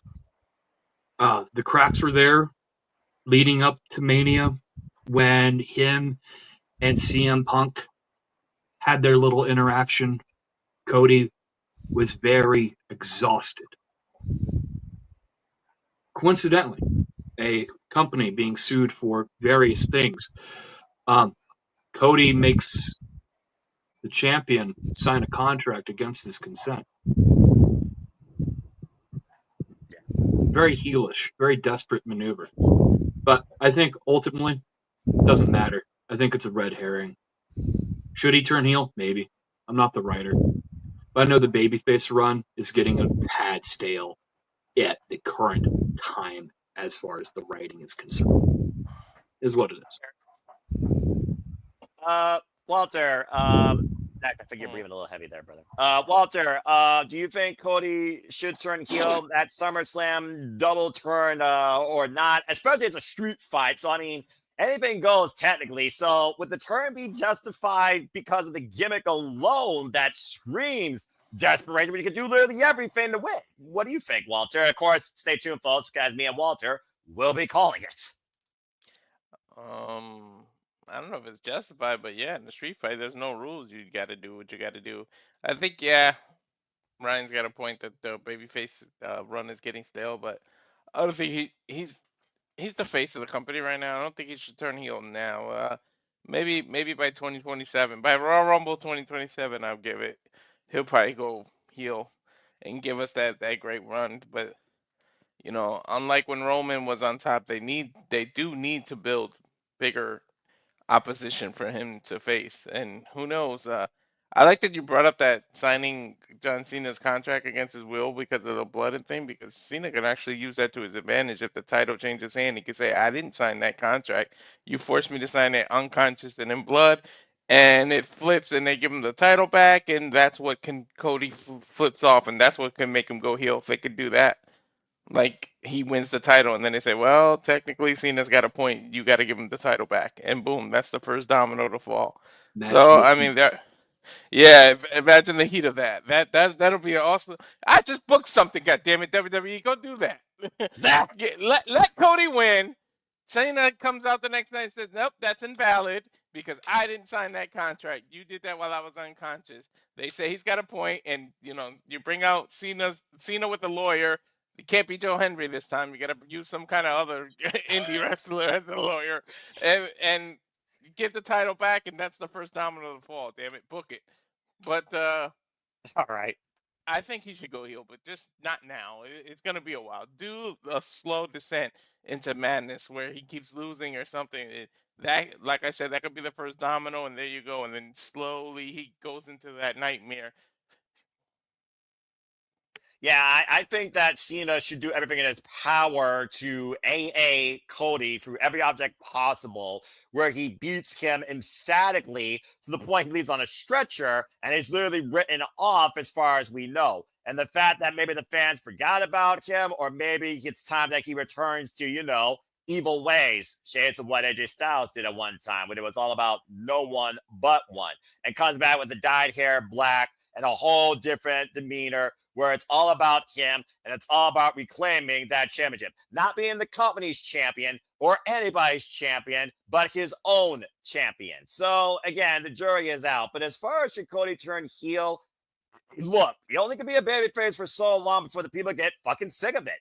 I think people are kind of getting tired of it at this point. But at the end of the day, if he's still moving merch and it's still over with a more populous, casual or hardcore, I don't see WWE pulling the trigger yet. So I think he should, but I don't think it happens this coming weekend. Nick, what do you think about this? Literally, Rick the Dragon Steamboat and Rey Mysterio are like the only twos that babyface run that like never gets old and stale. Like they can't go heel.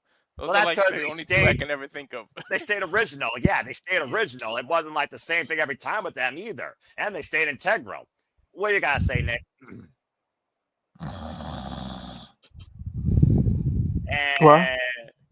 What?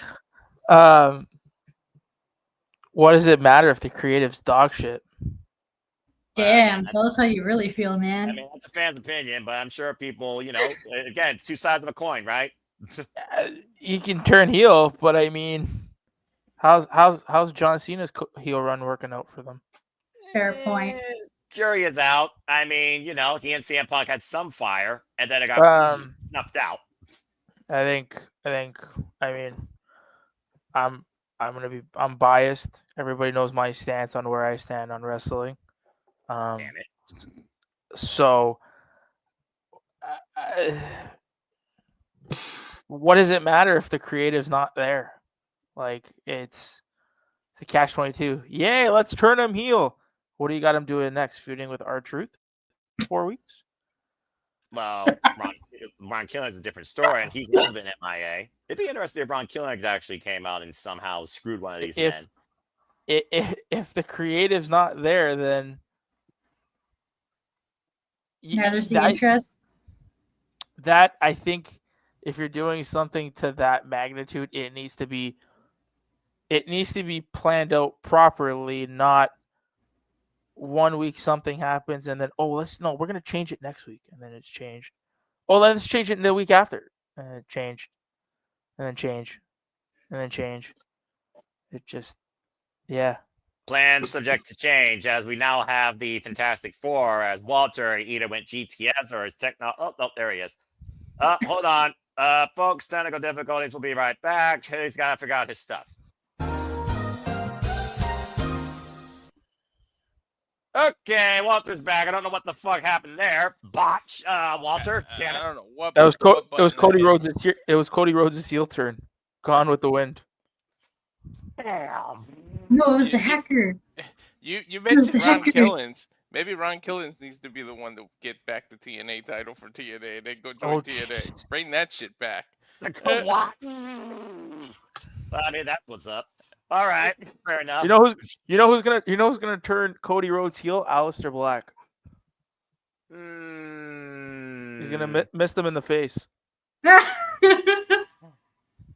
He never this is a delayed reaction of like 3 years. Yeah. Exactly. The miss affects everybody that it hits, but apparently not Cody Rhodes. Or Willow Nightingale. Didn't it affect her? I mean, it made it more aggressive. Let's not forget what you did against Chris Statlander last year at All Out. Just saying. Again, Jerry's not what Stat's going to do this year, damn it, because Stat's to where it's at. But again, not talking about AEW for now. We'll talk more about that as we get to Ben Dora. But right now, being just the type of fan I am, All In still my preview of the year. That was so fucking good. Okay. Well, again, Emmanuel, thanks for the conversation. Let's go ahead now before somebody else tries to super chat and try and wrap this party up. Great show, everybody. Super chat. Hey, pal. Hey, pal. Shut it, y'all. Shut it. Bloody freaking hell. I deal with these buffoons long enough, all right? This is longer than a Monday Night Raw. I'm done here. I got to get ready for G1 in 2.5 hours, all right? Or is it 3.5? I got to look at the schedule. If somebody super chats, Noah will sing. Do it. No, I won't. No, I won't. I think it's 3.5. No, I won't. Yeah, no one noticed that I'm wearing a Hulk Hogan shirt with the name Taylor Swift on it. Yeah, that's a little bit of an oxymoron. Is she a Hulkster? Yes. No, my wife bought me this shirt for some reason. Hulk Hogan's face on it. She thought it was funny. I did have a Hulk Hogan, that buddy thing, that buddy pillow So I used to beat up. I don't know if there's a meme I'm behind on, but I have no idea, Ryan, what the Taylor Swift and Hulk Hogan has to do Look, with the it. day Taylor Swift pulls the Hulkamania pose is the day the world goes to hell. That being said, if it's not going there already, the second coming. Stay tuned for it, folks. Ash, let's go ahead around the horn and get everybody's plugs out of here. And yeah, get caught up on the G1. I'm expecting more content from your channel. Yeah, I haven't even started that thing yet. So. Oh, Ash, what are we going to do with you? We love you, though. You're our Canadian friend always. All right, Ash, go ahead and tell other people can find you and why they should subscribe to you so they're not a dickhead. Stop it, Charles. You can find me on X, the app formerly known as Twitter, at ShadowBadAsh. And if you want to, you can. You don't have to, but it'd be really cool and prove that you're not a dickhead by subscribing to my YouTube channel, Fatty for Wrestling. Also, I'm going to point out this because I'm a fucking mark. July 24th was Zack Sabre Jr.'s birthday. There you go. Bloody Tekkas. Great. And again, go check out his run so far. The reigning defending G1 Climax champion, IWGP World Heavyweight champion, two-time IWGP World Heavyweight champion. Again, New Japan's my company, folks. Just saying. So is the Japanese wrestling landscape. Arigato. Ash, I look forward to the next time we do collab and cover Japanese wrestling or discuss the G1. If nothing else, I look forward to covering the G1 final with you. Oh, I'd be down for that if I'm not work permitting. I might we can cover the G1 finals. Yeah, we'll pencil it in. Cars subject to change, just like WWE Creative on a weekly basis. Go figure. Exactly. Yeah. All right. That being said, Ryan, always a pleasure. Appreciate your thoughts and your passion and your analysis. Where can people connect with you?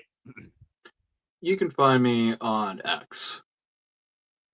So you can find my at DubCEZR, where you can find me, James, and our other co-host, the other Nick, Mr. Hannibal.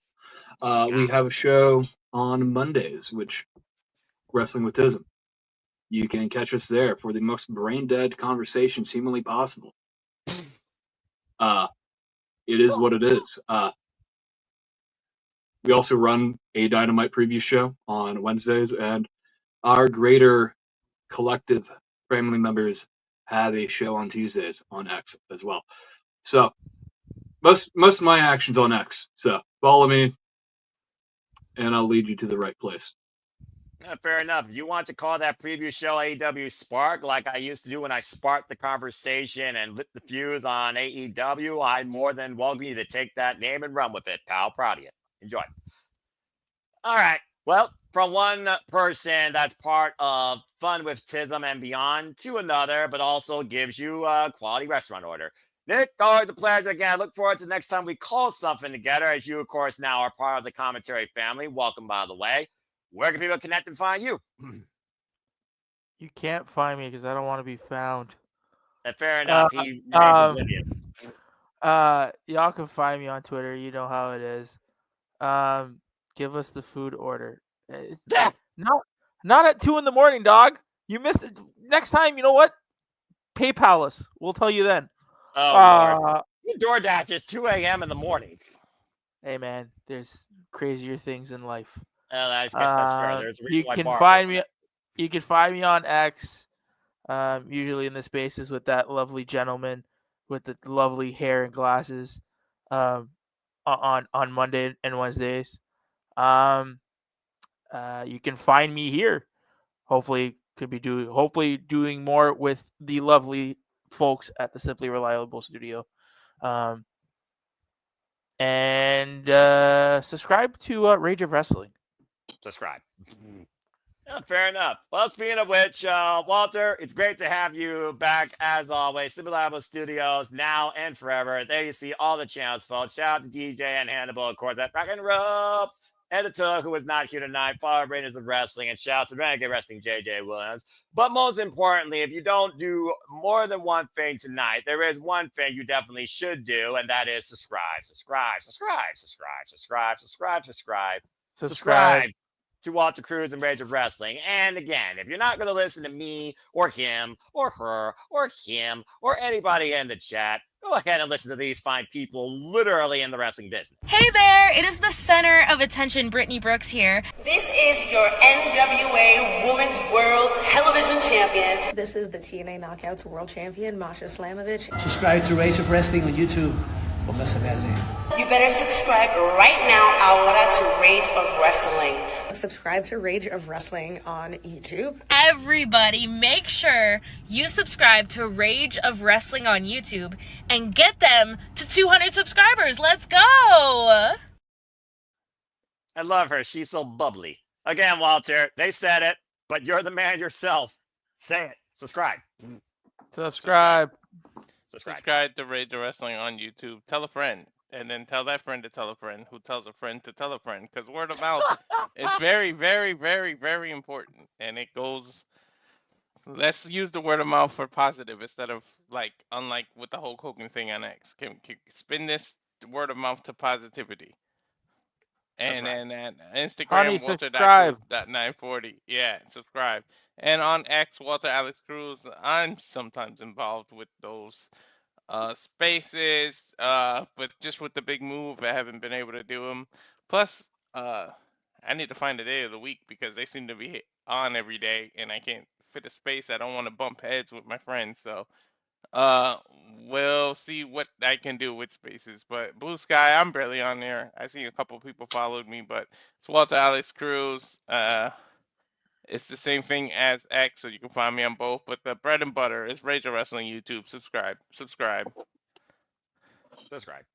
All right. Well said, Walter. Appreciate you. And again, there's always something going on every day, it feels like, whether it's wrestling or you crazies in and out of X and on YouTube. Dadgum. All right. Well, again, if people wish to engage with me, I'm introverted. I barely speak outside of this. This is my comfort zone, as you've all made it possible since 2018. Appreciate you.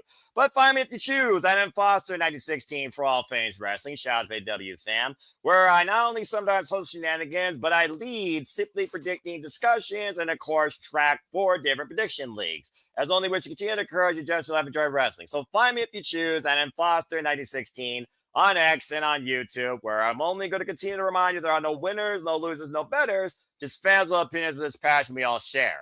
At the end of the day, support one another, respect each other, and respect the fallen and those that have passed. Protect your mentality too, and just love and enjoy professional wrestling. It truly is as simple as that. And it's always something here, Charles. Good grief. Thank goodness Patilla isn't here. You've almost ran that gimmick into the ground. But again, thank you all for tuning in to another rousing edition of the Saturday Shenanigans. I thank you all as always. So again, subscribe. And please like, share, comment, tell a friend. Hit the bell if video goes live on demand on any of the channels here at the Super Reliable Studios. And again, hit the subscribe button. Again, you never know what we might be doing, but I assure you the content, the passion, the creativity, the rants, the outlooks, the food orders, and the Canadian hospitality is not going to let up here any The time. rage. And the rage. All the rage. Just like the fact that Masha said TNA Knockouts World Champion. She's no longer that! But Don't anyway. piss me off. You might make me rage. Walter, are you trying to start something? You pissing me off, reminding me of Masha, you know? Anyway. All right. Well, that being said, let's go ahead and get the hell out of here. So thank you again to everybody in the chat, as always, for Ash, for James, for Walter, for Nick, for Ryan, and for me, and for those that weren't here, including Datila and JJ, and for Naing, who just came into the chat. Appreciate all of you always. See you later this week for Cindy Predicting. But until then, make a positive impact in life and have a good night. This has once again been our edition of the Saturday Shenanigans. Have a good night, folks. See you next time. And subscribe. Brother.